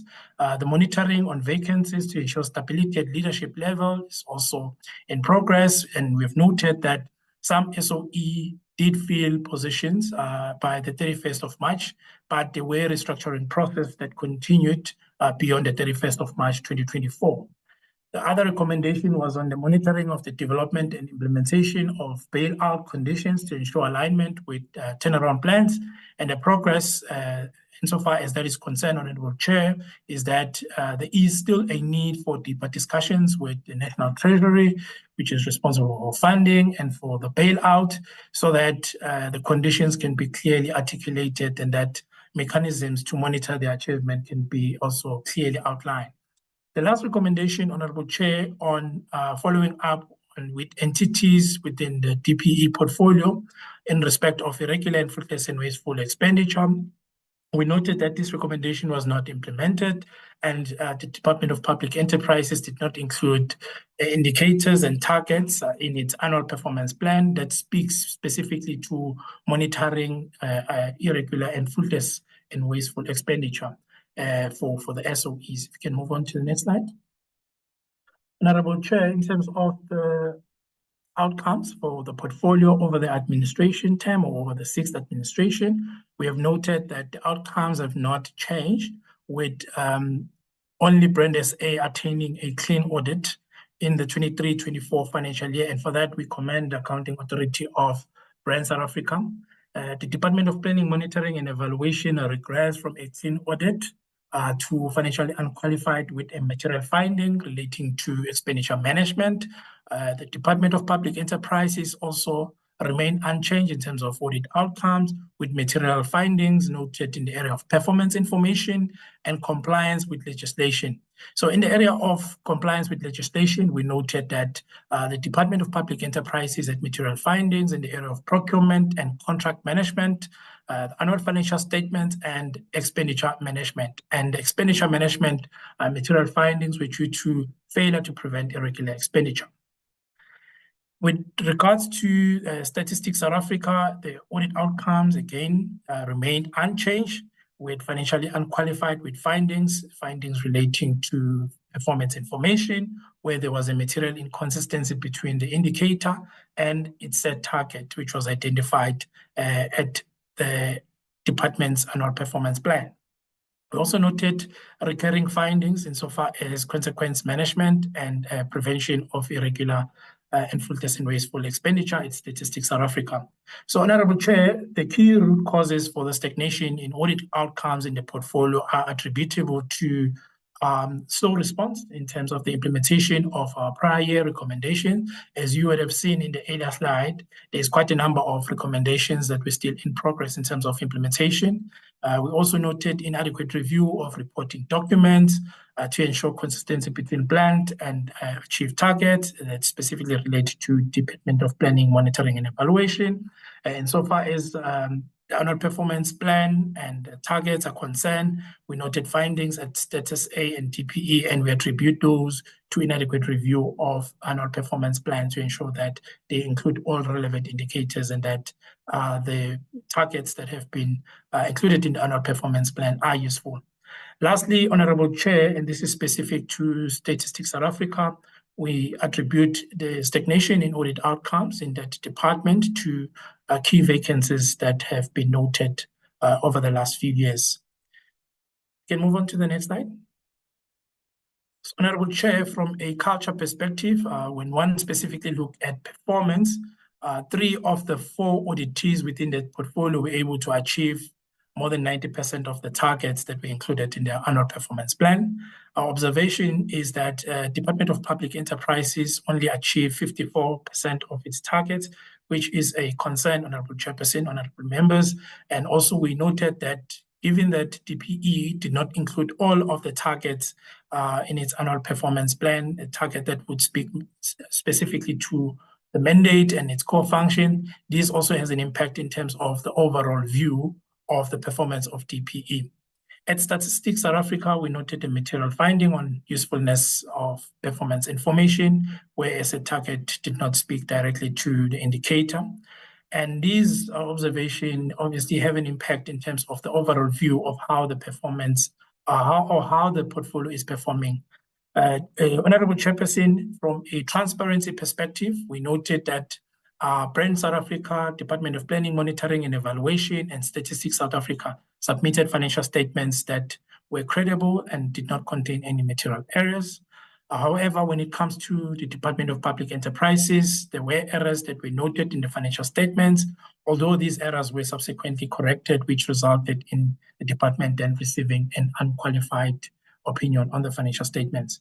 From an accountability perspective, one prominent instance of non-compliance in the portfolio is that of prevention of irregular expenditure, which was identified at the Department of Planning, Monitoring and Evaluation, the Public Enterprises, and Statistics South Africa. At Department of Public Enterprises, we had a recurring finding relating to procurement and contract management. Similarly, at Statistics South Africa, there was a recurring finding relating to consequence management, and this is attributable to the significant backlog in relation to dealing with irregular and fruitless and wasteful expenditure cases from the previous year. So our recommendations to the accounting officers and accounting authorities is that the key vacant positions at Statistics South Africa would need to be filled in a timely manner to ensure that the effectiveness of internal controls is improved, and that accounting officers should enhance on their annual performance planning and review processes and make use of first-level review or first-level assurance providers such as internal audit to ensure that when they submit their annual performance plans and their annual performance report to the Auditor-General, at least that level of assurance has taken place. We also recommend that investigations be undertaken in relation to instances of non-compliance with laws and regulations, specifically those that relate to irregular and fruitless and wasteful expenditure, and that action plans should be put in place to ensure that the findings that we have identified in the 23-24 financial year are addressed in a timely manner and are root cause focused so that they can address the root cause that led to the finding being raised. We can move on to the next slide. In terms of strategic focus, Honorable Chairperson, starting with coordinating ministries, I did highlight earlier on that the role of the DPME is that of coordinating department, coordinating in relation to planning, monitoring, and evaluation.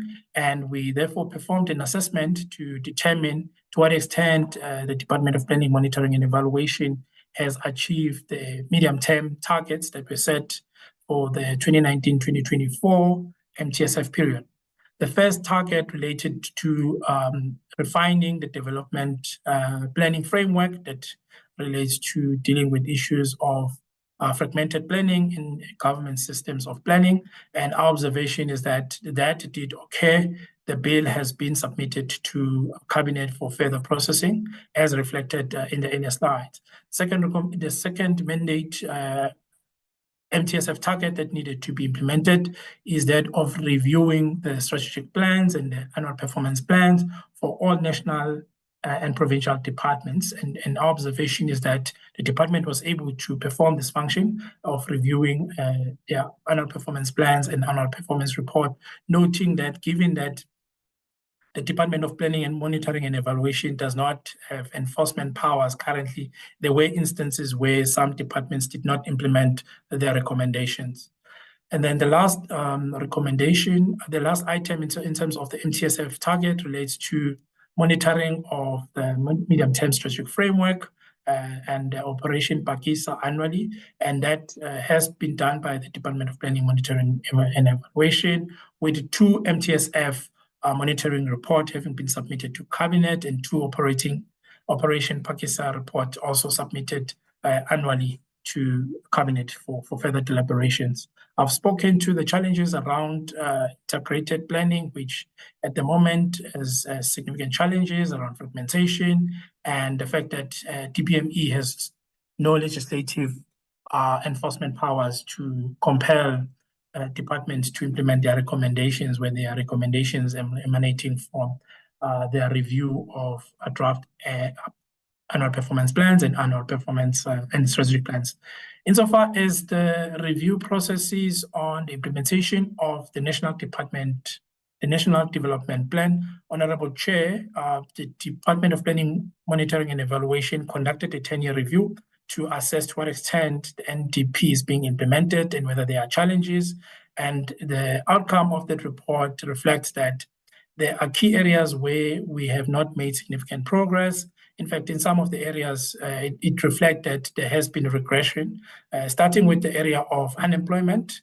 The target that had been set for unemployment was that by 2030, the country should be at an unemployment rate of 6%. And what we have seen is that by 2022, the unemployment rate stood at 32.9%, which has worsened when compared to the rate in 2012, which stood at 25.4%.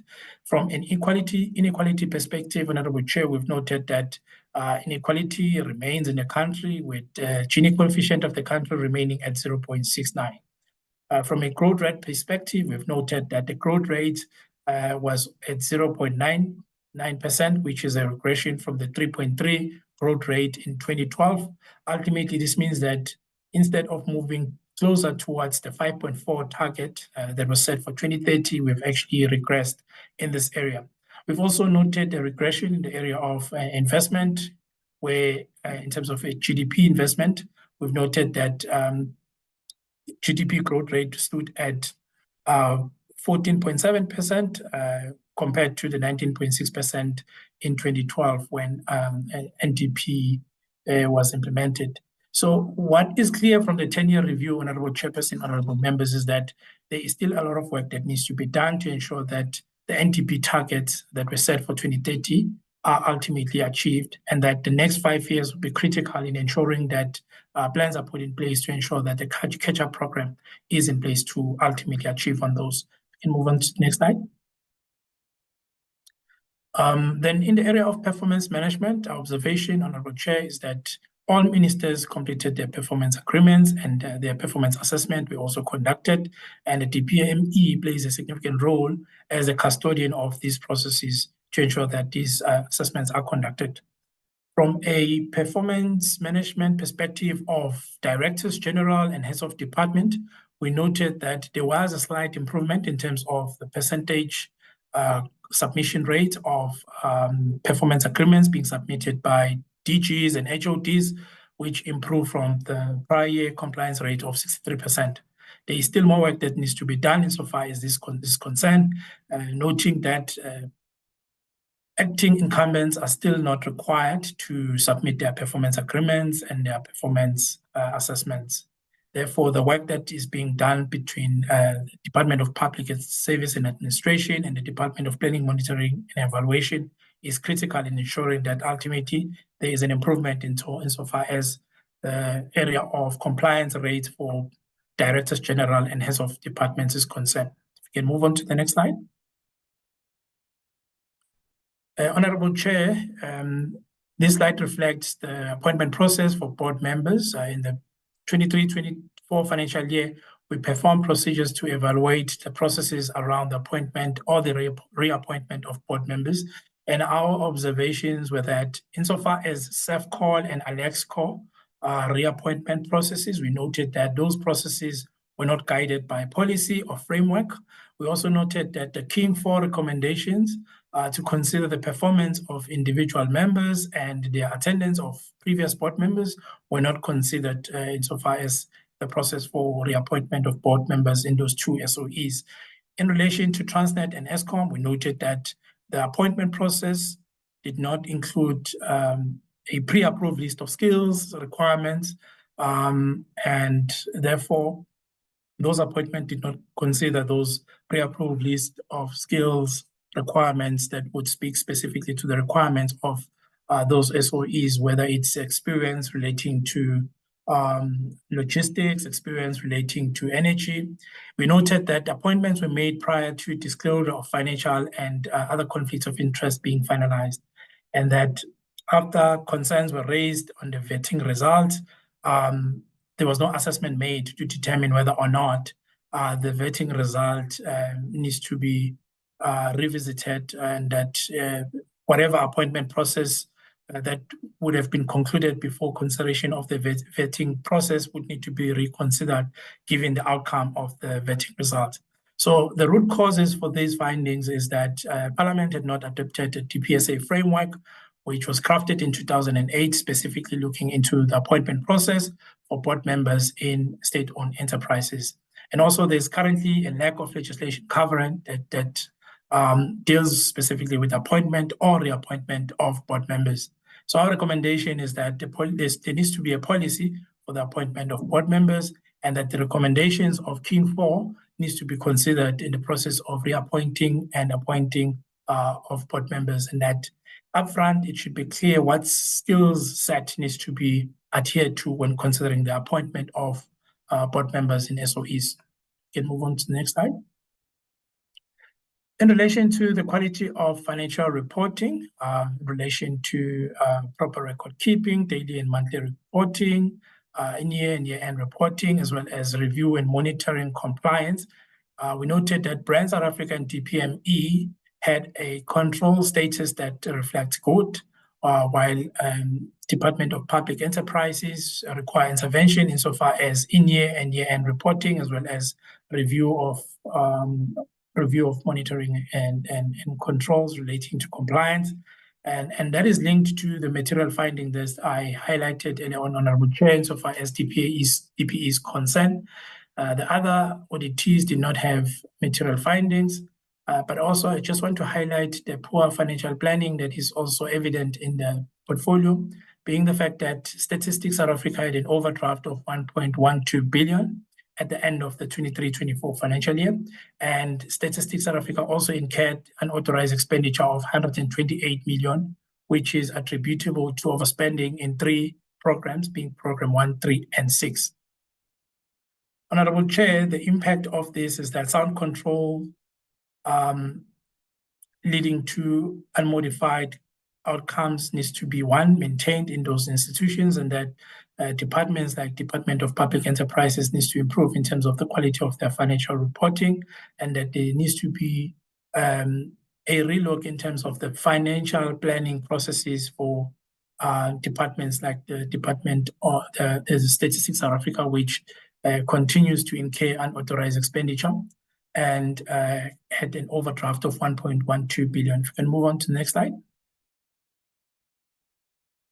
From a performance planning and reporting perspective, Honorable Chair, in the portfolio, only Brand South Africa submitted performance reports that did not contain any material findings. DPME, DPE, and Statistics South Africa had material findings linked to areas of reporting on performance that was not credible, specifically relating to DPE. At DPE also, there were indicators that were not relevant. At DPME, there were inconsistencies that were noted relating to the planned and reported targets. Those that were highlighted in their reports were subsequently corrected. Therefore, there were no material findings that were raised insofar as DPME is concerned. And lastly, at Statistics South Africa, we noted that a target did not relate to the indicator, and that issue was noted in the department's annual performance plan. In terms of the overall root causes for these material findings that were noted in the 3 departments, it relates to inadequate review of the annual performance plan, inadequate review of the annual performance report, as well as inadequate review of strategic planning documents to ensure that the performance management system and controls are adequate and effectively describe how the performance planning and monitoring should be conducted. And this specifically relates to the Statistics South Africa. We can move on to the next slide.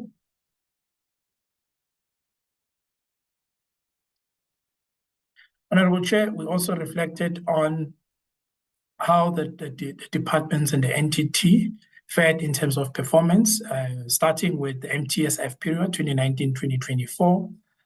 We reflecting on how each of them reflected or achieved or did not achieve their targets, starting with the Department of Planning, Monitoring and Evaluation, which had a target for biannual progress report submitted to Cabinet on the implementation of the medium-term strategic framework. We noted that the department was able to achieve that through its submission of biannual report to Cabinet for the last 5 years. DPE had a target relating to increasing the energy availability factor by 2024 to beyond 80%. That target was not achieved by the Department of Public Enterprises. And that is linked to the work that Eskom is responsible for in ensuring that there's energy provided to the country. At Brand SA, there was a target for 10 activations to promote constitutional awareness, and that target was achieved. 4 quarterly releases on employment and earnings was a target for Status A, and the target was achieved. Honorable Chair, we've also provided an illustration of how each of the auditees within this portfolio fared in terms of achievement or non-achievement of targets. We've reflected that 3 of the 4 departments achieved more than 90% of their targets, with only DPE achieving 54%. We've highlighted the key targets that were not achieved in the portfolio. I'm not going to go into detail in terms of each of the targets, but the impact of this is that it does have a negative impact in terms of how our citizens are experiencing service delivery relating to these departments. We can move on to the next slide.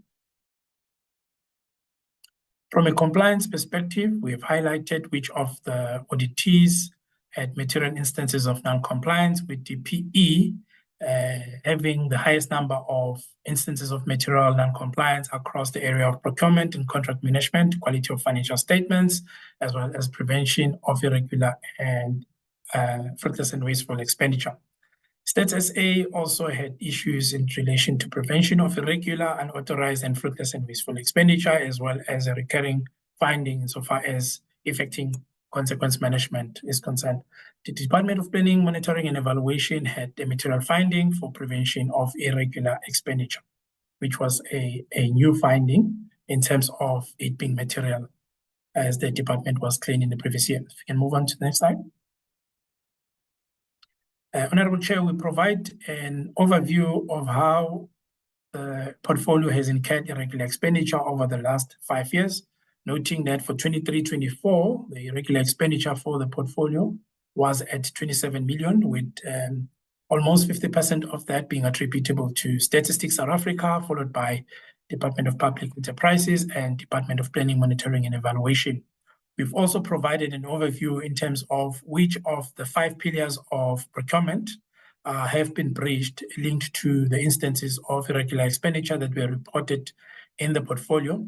From a competitive perspective, we noted that Statistics South Africa incurred irregular expenditure of 13.4 million relating to goods and services that were procured without obtaining at least 3 written price quotations. At Public Enterprises, 2.7 million was incurred for deviation for single source. We noted 1.6 million being incurred for deviation on an agency basis, again at Department of Public Service, at Department of Public Enterprises. At Planning, Monitoring and Evaluation, there was 4.8 million that was incurred in relation to a procurement that was not in line with CETA requirements, and 3.5 million was incurred under the category of other at Department of Public Enterprises relating to non-compliance with the department's supply chain management policy. At Department of Planning, Monitoring and Evaluation, there was a regular expenditure of 1.3 million relating to expenditure that was not approved by delegated officials within the department. Next slide. We have provided a similar analysis of fruitless and wasteful expenditure in terms of how it has been incurred in the previous 5 years. Noting that for 23-24, the fruitless and wasteful expenditure incurred was at 270,000 rand, with 230,000 rands of that relating to Statistics South Africa and being attributable to cancellation and change of flight. We can move on to the next slide. So from a consequence management perspective, in terms of how the auditees in the portfolio have dealt with irregular expenditure, the analysis provides that, or reflects rather, that irregular expenditure that has not been dealt with in the portfolio stood at 942 million, of which 840.8 million of that relates to Statistics South Africa. I'd highlighted earlier on that we raised a material non-compliance for failure to implement consequence management by Statistics South Africa. We've also provided analysis in terms of how other auditees in the portfolio have dealt with irregular expenditure and what was the irregular expenditure balance as at the end of the 23-24 financial year. We can move on to the next slide. A similar analysis has been provided in terms of how the portfolio has dealt with fruitless and wasteful expenditure. Again, the biggest contributor in terms of the aggregate irregular expenditure as at the end of 23-24 being Statistics South Africa, which contributed 14.1 of the 14.3 million aggregate fruitless and wasteful expenditure that has not been dealt with. We've also provided reasons for the fruitless and wasteful expenditure that has not been dealt with and the progress that has been made in terms of the investigations that are being conducted by the auditees. We can move on to the next slide. In terms of governance and stability in the portfolio, Brand South Africa did not have a board between November 2022 and March 2024, and that ultimately led to a governance vacuum in the entity, with the acting CEO having assumed the role of the accounting authority. And the vacancy at board level also resulted in delays in filling some of the key vacant positions, such as the position of the Chief Executive Officer and Chief Financial Officer. Notwithstanding these vacancies and instability, we commend the entity for sustaining a clean audit, which they also obtained in the previous year. At Statistics South Africa, there were key vacant positions. 2 of those were at the level of Deputy Director General, and 1 was at the Chief Financial Officer level. Some of these positions have been vacant for over 6 years, and this is a cause for concern, honorable members and honorable chairperson. At the Department of Planning, Monitoring and Evaluation, the department did not have an audit committee for a period of 8 months during the 23-24 financial year, and these delays were due to delays that were experienced insofar as the recruitment of the members of the audit committee is concerned. Why we are highlighting these governance and stability matters is we are requesting for the committee to exercise oversight in the filling of these vacant positions and in the appointment of the boards, noting that the board of Brand SA was filled before the end of the financial year. We can move on to the next slide. So this slide provides an overview of all the root causes and the recommendations that were made to the accounting offices. I had in previous slides dealt with them in detail, so I won't be going into detail insofar as these are concerned, but I want to focus on the next slide, which speaks specifically to our overall message to the portfolio committee. And our recommendations and our request is that the portfolio committee would need to monitor and regularly follow up with the executive authority and accounting officers and accounting authorities within the portfolio in relation to matters such as the filling of key vacant positions to strengthen internal controls and drive performance in the portfolio. There would also be a need to follow up on action plans to ensure that they are root cause focused and that they are being monitored on an ongoing basis to ensure that the implementation does take place as it ought to be, and ultimately it can result in the improvement in audit outcomes in the portfolio. We are also recommending that the portfolio follow up on the responsiveness to emerging risk within the portfolio to ensure that where there are early warnings that have been provided to the auditees, such are dealt with in a proactive manner to avert a situation where audit outcomes regress. We are recommending that the portfolio committee also monitor the consequence management within the portfolio, especially in relation to supply chain management restorations and issues relating to quality of performance reports and the achievement of targets by auditees within the portfolio. And then lastly, we are recommending that in relation to the role of the Department of Planning, Monitoring and Evaluation, insofar as addressing issues of government wide planning and the fragmentation that has been noted, that the committee monitors developments insofar as those matters are concerned, developments relating to the formalization of performance management system for acting incumbents, being acting DGs, acting HODs, and that the appointment processes for board members needs to be enhanced. I do take note of the earlier deliberations around reforms applicable to SOEs with the bill that is currently being processed by Parliament. Honorable Chairperson, honorable members, that brings us to the end of our presentation. Thank you very much. Thank you very much, specifically with a detailed presentation. Honorable members, that's the briefing on the 2023-2024 audit outcomes of the two departments, the Department of Public Enterprise and also the Department of Planning, Monitoring and Evaluation, inclusive of Brand SA, and one of the entities, the States SA. So, honorable members, you have also in the presentation take note of the key findings by the Auditor-General and also the recommendations thereof. I'm now taking hands, honorable members, from this presentation. There's a hand of Honorable Bergman. You can go ahead, Honorable Bergman.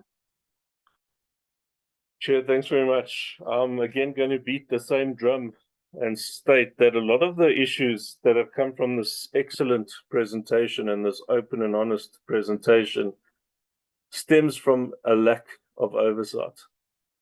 Now, a lot of our meetings that are now taking place online and sometimes being moved at the last minute through no fault of anyone's here, I am going to strongly suggest that this committee be recognized for the fact that it has to do oversight and that we should not, in a week of oversight, be staying at home when there's a lot that needs to be done. Number two is we need to find a day of the week, and I've brought this up before, when we can actually meet as a committee and not have it cancelled at the last minute. And I'm warning the committee again that the mini plenaries that come in on a Friday are again going to render us, useless in the sense that we're going to be online or we're going to have an ear on two different meetings. Please, Chair, I implore you to please speak to the Chair of Chairs and to try and accommodate us in a sense that we can have a day that doesn't get disrupted, number one. And number two, that our meetings then become in person and more regular. And then number three, definitely oversight, which is exactly the drum that the AG's office is beating as well. For me, there's a concern around the fact that the SOEs at this stage have pretty much all, and it's happened across all departments if you read the ATC, but most of the financial statements are going to be late and delayed. That's understandable this year, except last year, SAA, as an example, they've since 2020, they've consistently been delayed. In fact, they've had an issue with their financial statements. And, I'm trying to just get financial statements for the subsidiaries of SAA, the technical, the catering. And to try to do that is like pulling teeth out of a hen. There's just no chance of, no one seems to have these specific documents from 2020 till today of the subsidiary financial statements that were used to generate the overall SAA financial statements. there's wasteful expenditure reported under Stats SA that, I mean, for the budget that they have, a 14.1 million rand fruitless expenditure, that's heavy, you know, and someone has to take accountability for that. The fact that 230,000 rand is identified just on travel cancellations. Now, to raise 230,000 rand in wasteful expenditure just on travel, it can't just be over one flight or two flights.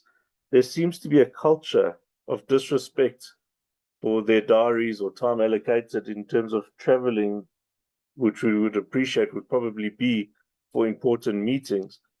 That this type of scheduling has run up a bill of over 230,000 rand in 1 year raises a lot of questions. Now, from my side, I'd like to understand, what was it specifically that got us the irregular expenditure of 840 million rand by Stats SA?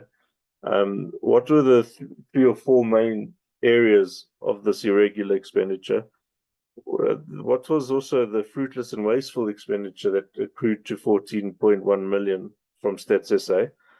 And from our side, if there's a material finding on the information that they've given on performance reports, should we be raising a concern over the accuracy of some of the other reports that they've given us? Thank you very much.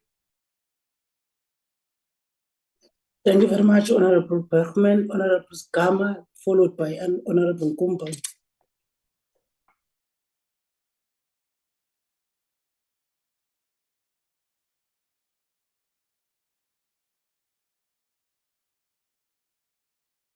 Thank you. Thank you very much, Honorable Chair. I think I just want to echo the sentiments of Honorable Bergman, that we do need some kind of stability in terms of the work of the committee, and that we continue to then, we know that it's not your fault, Chair, that these things are falling through the cracks, but hopefully we will get to some kind of rhythm when we move this either to a Tuesday or a Wednesday going forward. I just want to raise a few issues. I see that the Stats SA, there has not been a board for a while, and that there's also a number of vacancies that were not filled up. Maybe what I should do actually upfront and at the outset is to thank the AG for a very good and well-prepared report, which is very informative. Thank you very much for that. At Stats SA, I think you did talk about the issue that they are not, no, sorry, it was Brand SA, sorry. That the board is now been stabilized, but Stats SA, and I know that the Statistician General did say that there's a lot of our people who are being poached by other countries. But an important position such as that of a chief financial officer to remain vacant for such a long time, and I saw that the DDG for Corporate Affairs, it's been 6 years. Either that position is required or it's not required. So we would implore on the oversight of that or the executive authority responsible to assist us in terms of dealing with that issue so that we do not have the issues that seem to arise. The issue of consequence management is a huge concern, especially when you are talking about 840 million rand worth of investigations that need to be concluded. And some of them, from what you've indicated to us, they started some time ago and no progress is really being made. So that is concerning, and we would like to know what measures are being taken by State South Africa to rectify this situation. We also noted the report on the board appointments, especially of important SOEs, such as Transnet, as Eskom. In the past, we've heard about a narrative of something that is referred to as state capture, where we were told that there was state capture that took place and that the department is dealing with those issues. But we now find that after the proclamation of the state capture, those institutions, the performance of those institutions worsened. So we don't know whether, if that is the case, if there's this so-called state capture, that probably there's a state capture 2 or state capture 3 or deeper state capture that is currently taking place. We don't know. We've always maintained that if there are people who steal, if there are thieves who are putting their hands in the cookie jar, that must be dealt with by law enforcement. And that must be, the Auditor-General can also assist to pinpoint who has done what.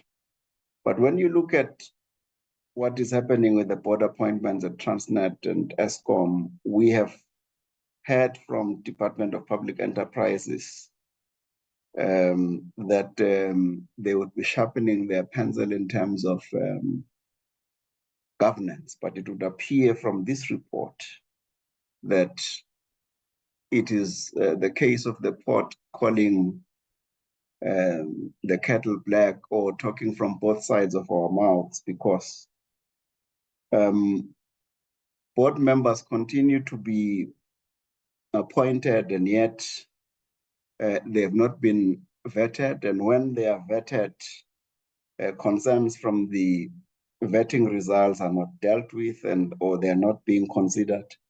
And it's not very clear on what basis those board members have been appointed. And to the extent that the performance of these SOEs continues to slide, and it has gone down, it is clear that the lack of focus on appointing appropriate people and skills is what would have caused that. I would like to get a sense of why this has happened, especially when we've made such strong allegations in the past, especially within the 6th administration. We've seen these SOEs not meeting their mandates. And then going into the DPE department itself, where only 54% of KPIs are being met, and a lot of governance issues seem to fall through the crack.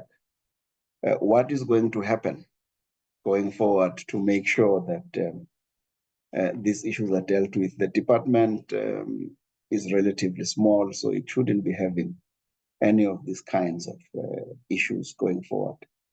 Will we, as a committee, also make sure that the skills of people that go into these boards are appropriate, and that these departments make sure that prior to appointment, they are vetted and that the appropriate skills can come through? Because we've seen that this thing of appointing people that you meet at the airport has caused quite a lot of these issues.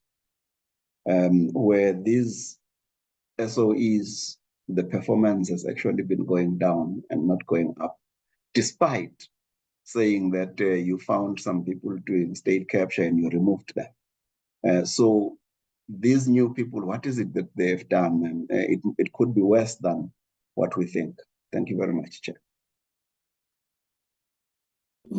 Thank you very much, Honorable Kama. Honorable Nkumbane. Thank you, Chair, and good morning, good day to yourself and all the honorable members on the platform and the various departments and the Deputy Minister too. Chair, mine is firstly to welcome the report presented by AG and just also appreciate the deficiencies and also the factors which are hindering progress in the various departments. Mine was just to recommend that all these departments must present to us the audit action plan with realistic timeframes to their turnarounds. And ours should be just to monitor the implementation of those audit action plans. So my recommendation is for the departments to furnish us with the audit action plans with the realistic timeframes so that we can also be able to do our own oversight in monitoring the implementation, which will then in essence then lead to them progressing and moving towards the right direction. Thanks, Chair. Thank you very much, Honorable Nkumbane. I will then give the Auditor-General to respond to few questions and clarities from the honorable members.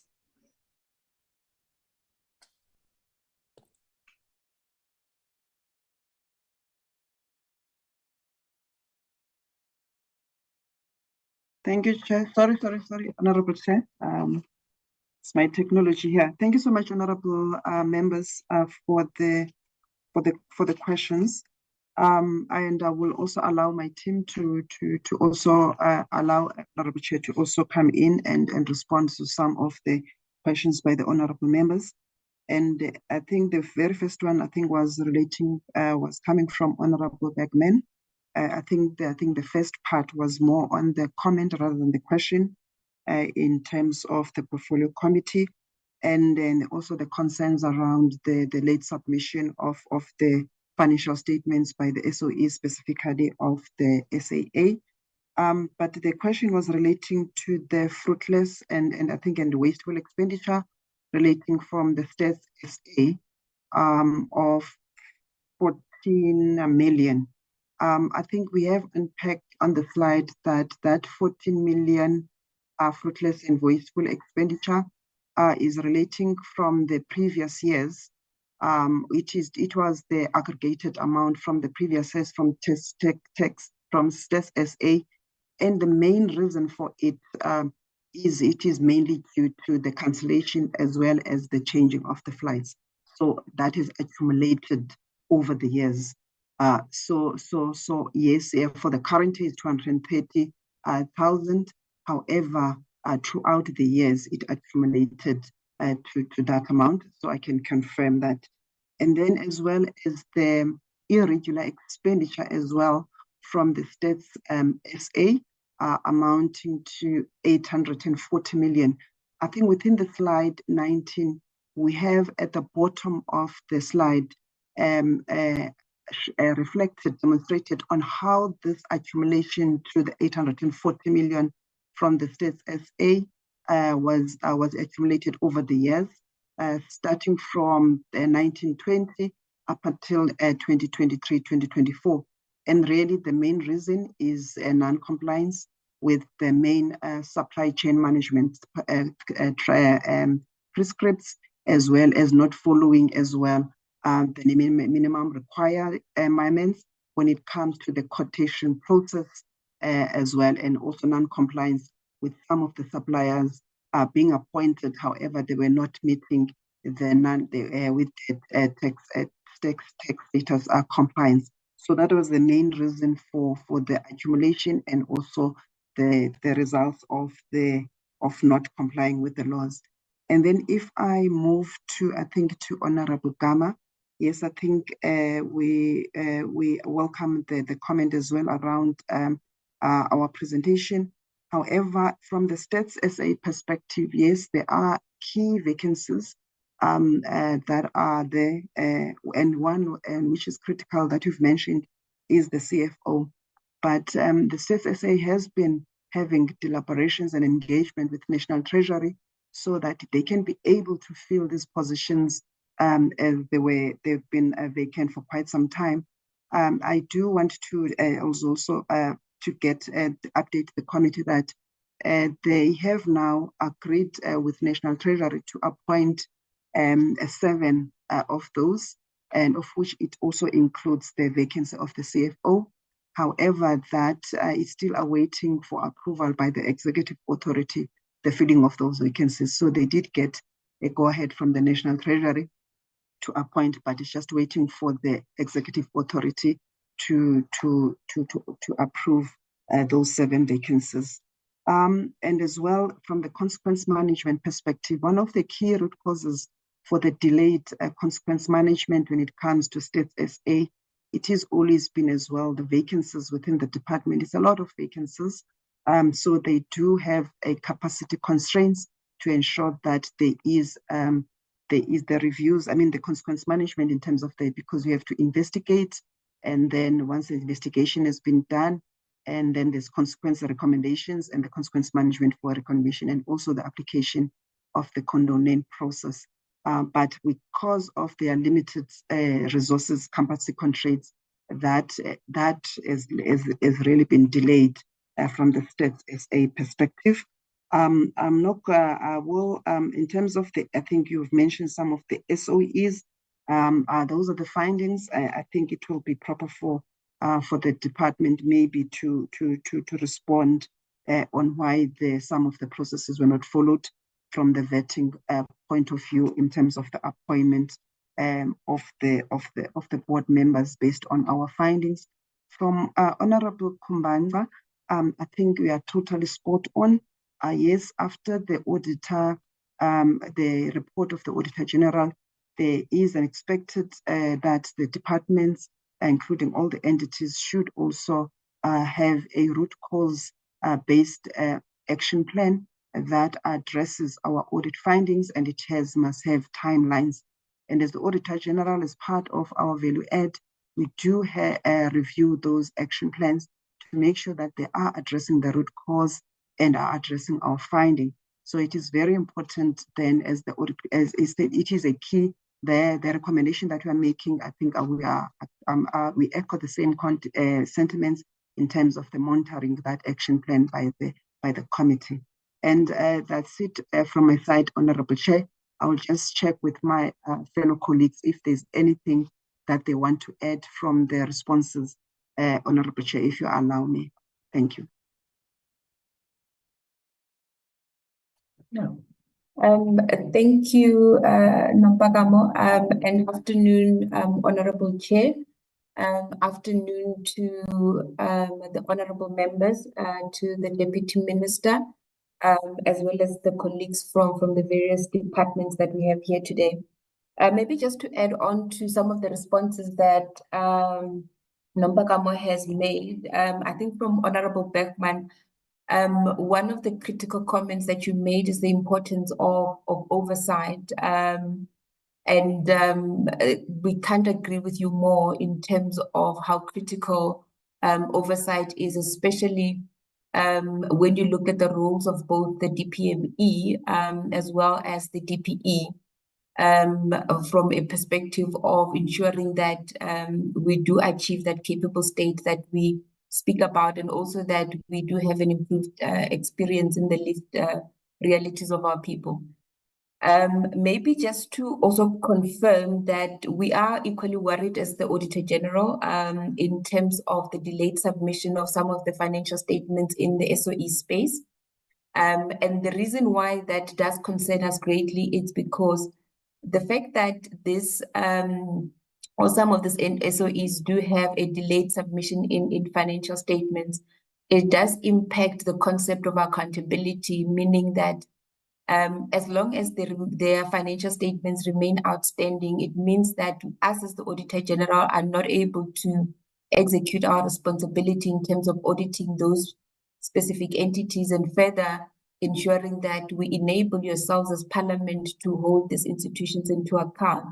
So part of the oversight responsibility is ensuring that you do hold these institutions accountable. And what we really want to request from the committee and to advocate for is that there must be some level of consequence management related to the delayed submission of the financial statement, so that it does then get to a point where we enable accountability. So from that perspective, I think that is something that we welcome from the committee in taking it forward to ensure that the audits are finalized, these financial statements are submitted, and ultimately there is that level of accountability with the various institutions.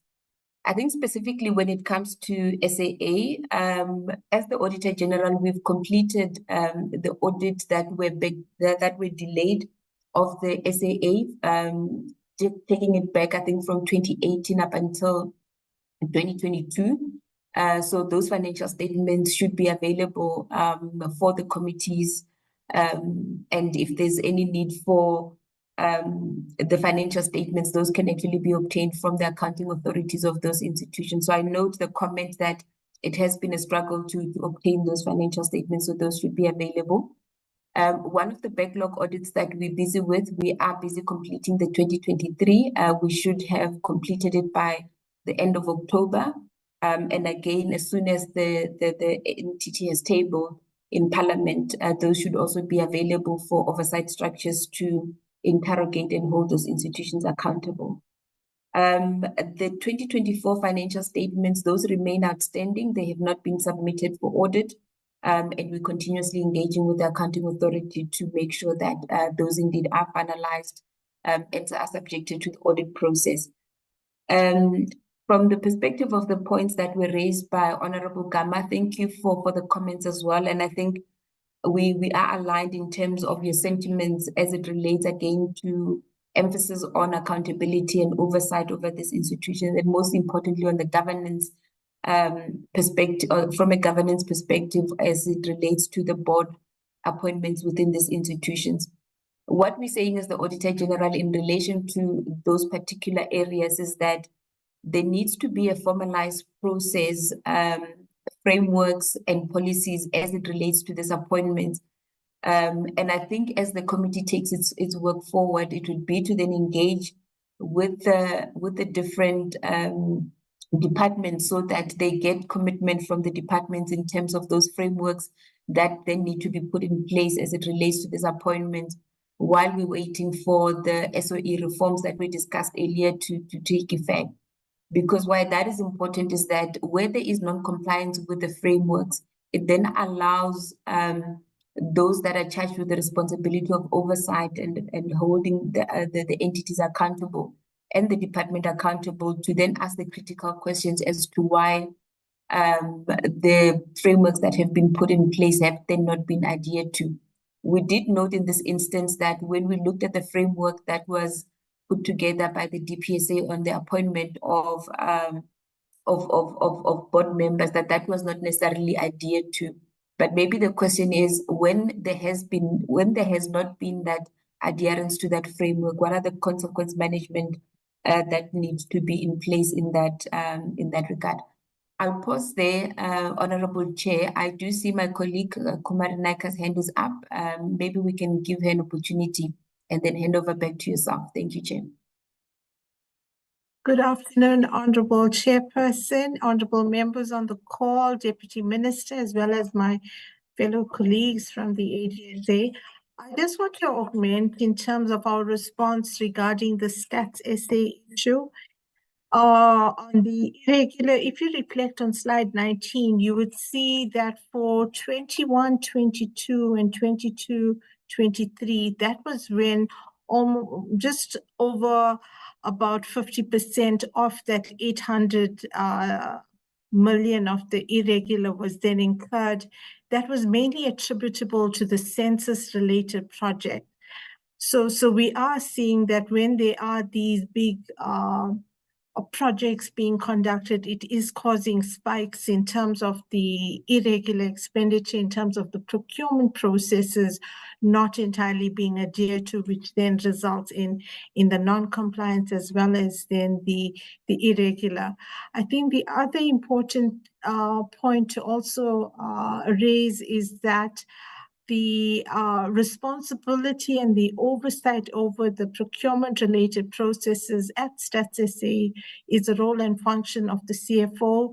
And then with that position being vacant for quite some time, it then impacts on the veracity of that oversight process. So here again, it's then impacted by the vacancies, key vacancies, which includes then the CFO position.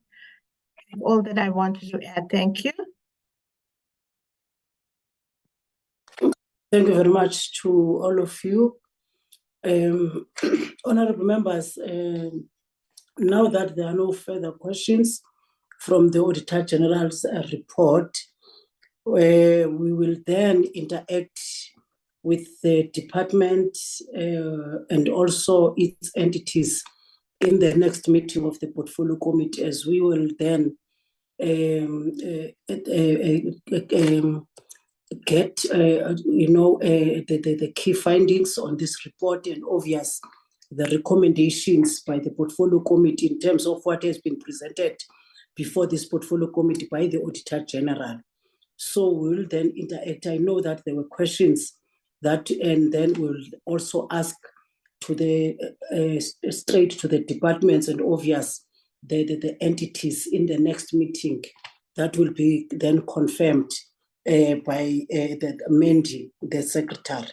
And I understand that also, honorable members, they've got a concern of meetings on Fridays, but it's the day you've been given as this Portfolio Committee by the House Chair and obvious the National Assembly table that DPME will always sit on Fridays, but we will engage them, we will apply, honorable members, for Wednesday, and hoping that we will all be available, because the reason why we were given this day by the House Chair, it's because of some of us who would then participate in other portfolio committees. We've got different responsibilities, but we will apply on your behalf, honorable members, so that we then interact with our departments and entities on Wednesday instead of Friday. But we'll get that opportunity to further ask questions from this report in the meeting with the departments and obvious the entities next week, honorable members. But thank you very much to the Auditor General's office, the team that I suspect it's led by Matansi Manompakamo. I think now you are released, and thank you very much to all of you. We'll then move to the last item, honorable members. The last item is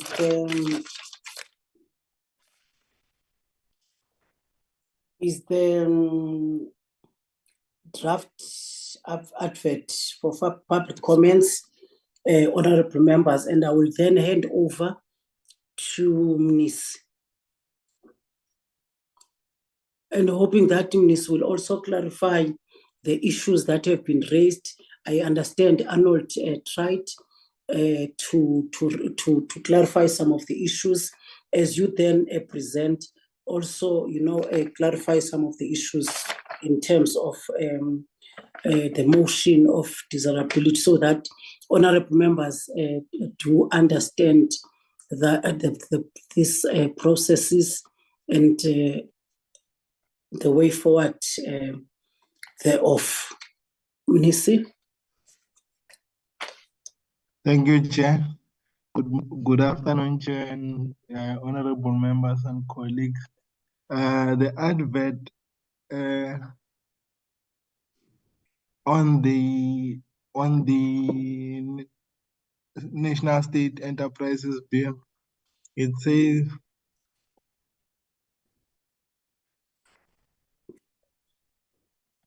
a call for public submission on the National State Enterprise Bill, B1 2024.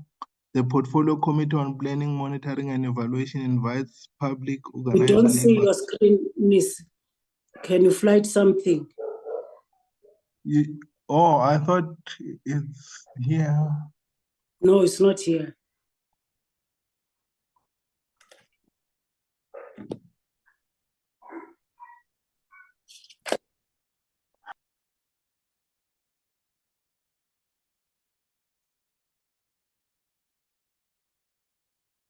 Is it visible?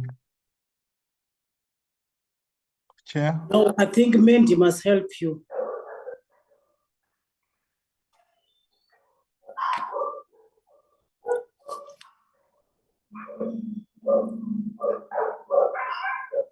Yeah, at least now we can see it. Thank you. It says, have your say, National State Enterprise Bill, B1 2024, call for public submissions on the National State Enterprise Bill, B1 2024. The Portfolio Committee on Planning, Monitoring and Evaluation invites the public, organized labor, and other interested parties and organizations to submit written and make oral comments on the National State Enterprise Bill. The bill seeks to provide for the development of a strategy for national state enterprises to establish the State Asset Management SOC Ltd, to provide for the state as a shareholder of a holding company to consolidate the shareholdings in national and state enterprises, to provide for the powers of the shareholder on behalf of the state, to provide for the phased succession of national state enterprises to the holding company, to provide for the company's powers as shareholders of subsidiaries, to provide for appropriate and effective monitoring and reporting mechanism over subsidiaries and other matters connected therewith. Written submissions on the bill and inquiries must be directed to Mandy Bain, the committee secretary, and to be addressed to the Portfolio Committee on Planning, Monitoring, Evaluation, third floor, workstation 3, 107, 90 Plain Street, Cape Town, to be emailed to nsebill@parliament.gov.za by no later than 1st November. Please indicate your interest in making an oral presentation to the committee. Copies of the bill may be obtained from Mandy Bailey on cell 083-709-8431. Email nsebill@parliament.gov.za or parliamentary website www.parliament.gov.za. I think down it says it's issued by the chairperson of the committee. That's the advert, Chair. Honorable members, that's the advert in terms of the National State Enterprise Bill. Any issues, honorable members, to this advert?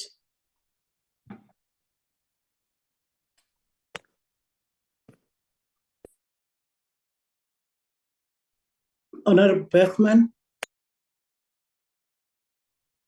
It's not an issue per se, but there seemed to have been a recommendation both by the DM and by Honorable Gama that we hold a study group first, and then we would then look at the public comments or advertising for the public comments. That's what I'd heard, and that's when I thought we had closed the topic.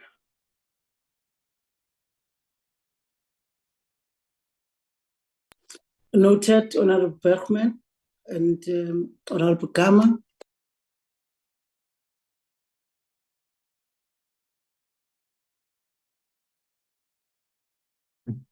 Thank you, Chairperson, I wanted to echo what the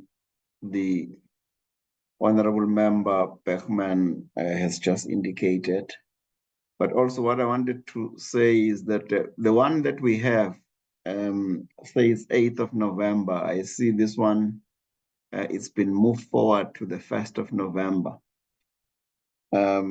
So I'm not sure why that is, but maybe it was deliberated upon. The other issue that I wanted to find out is that since there has been before deliberations of this nature, and I've heard that there were 5,000 responses.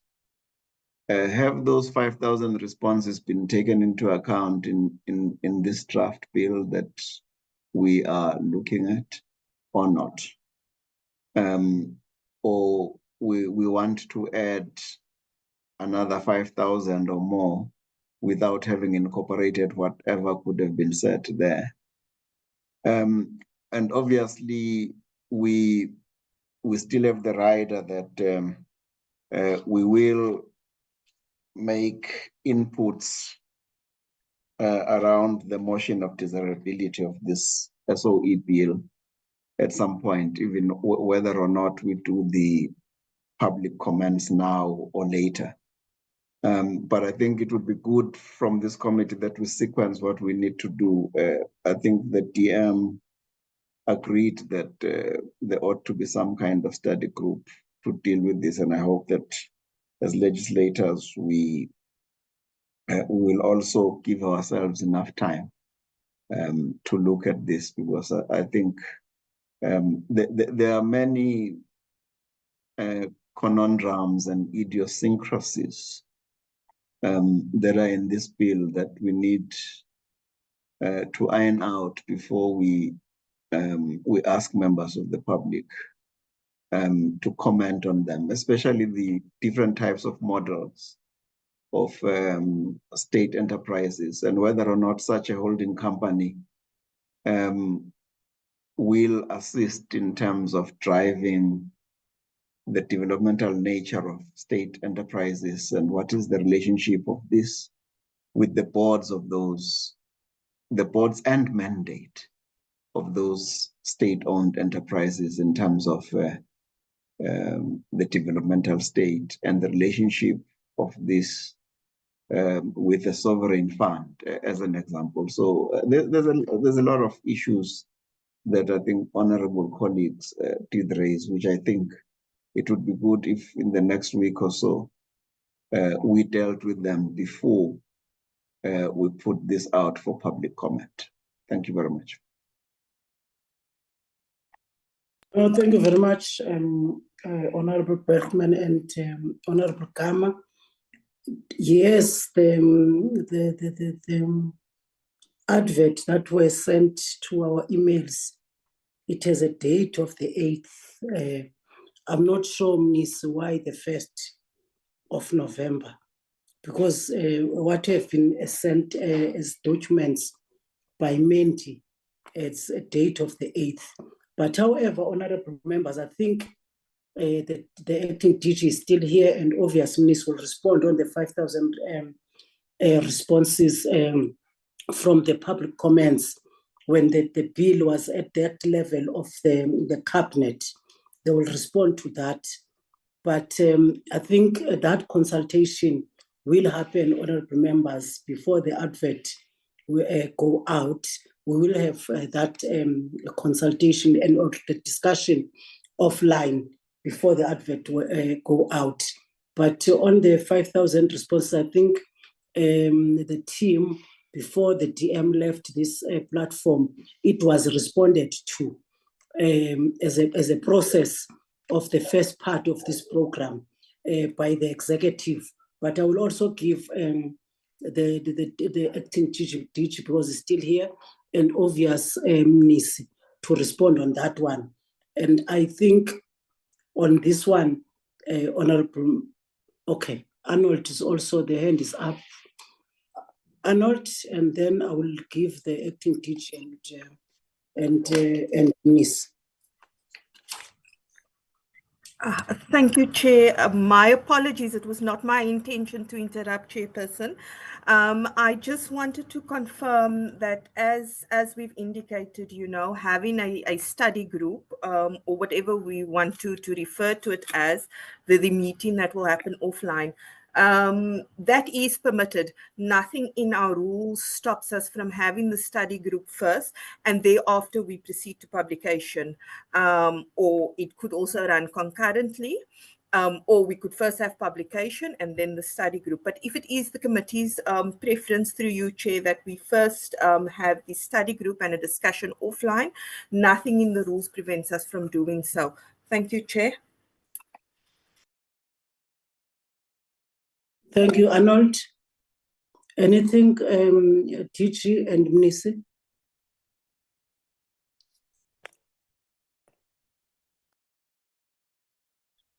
Chair, the acting DG is not here. She has already left. But just to respond to the question that was raised by Honorable Gama, and maybe start by correction, the department never received 5,000 comments. It was 3,590. And then it was covered in the presentation by Advocate Makove that those comments were dealt with. They were divided into 3 thematic subjects, something like that. And then he indicated as to how they were responded to. Just to give an example, for instance, he indicated that the issue on the national strategy was never there in the initial bill, but after the comments, it has said to be incorporated. There were even others, but if you look at the presentation, Chair, to answer your question, yes, they were responded to. Thank you, Chair. Thank you very much, Advocate. Anything, Mnisi, from your side? Yeah. I think from Parliament side, the process in terms of bill making requires that we also generate public participation as well. So it is necessary for the committee to actually interact with the public in line with legislative development, so that they enhance the work that needs to be done. So we still have a public participation process that will be actually aligned with the process of the NSE bill. So I wanted to, I don't know, Chair, if we can go to the program.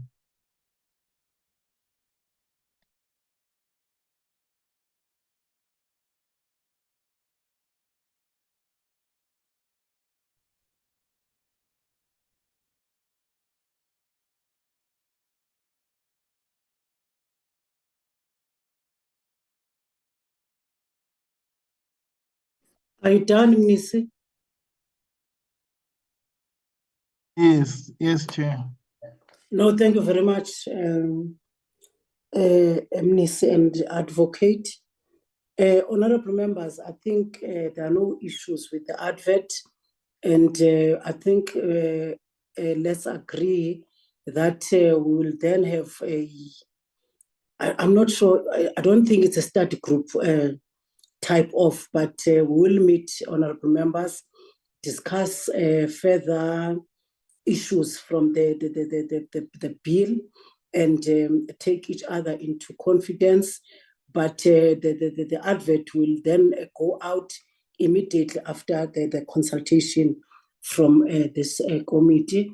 And I think now we are at the end of our meeting, honorable members, and thank you very much to the Department of Planning, Monitoring and Evaluation, as led by the DM, and obvious the acting DG and the team. And also thank you very much, honorable members, and our colleagues, our support staff. And until such time, we consult each other further, and then that's when this advert will went out. But I think as part of this meeting, we don't have issues with the advert, honorable members, but only to consult each other and clarified some of the issues that have been raised by honorable members. But now the time is 1 o'clock and the meeting is adjourned, honorable members, and thank you. Thank you, Chair. Thank you very much, Chair.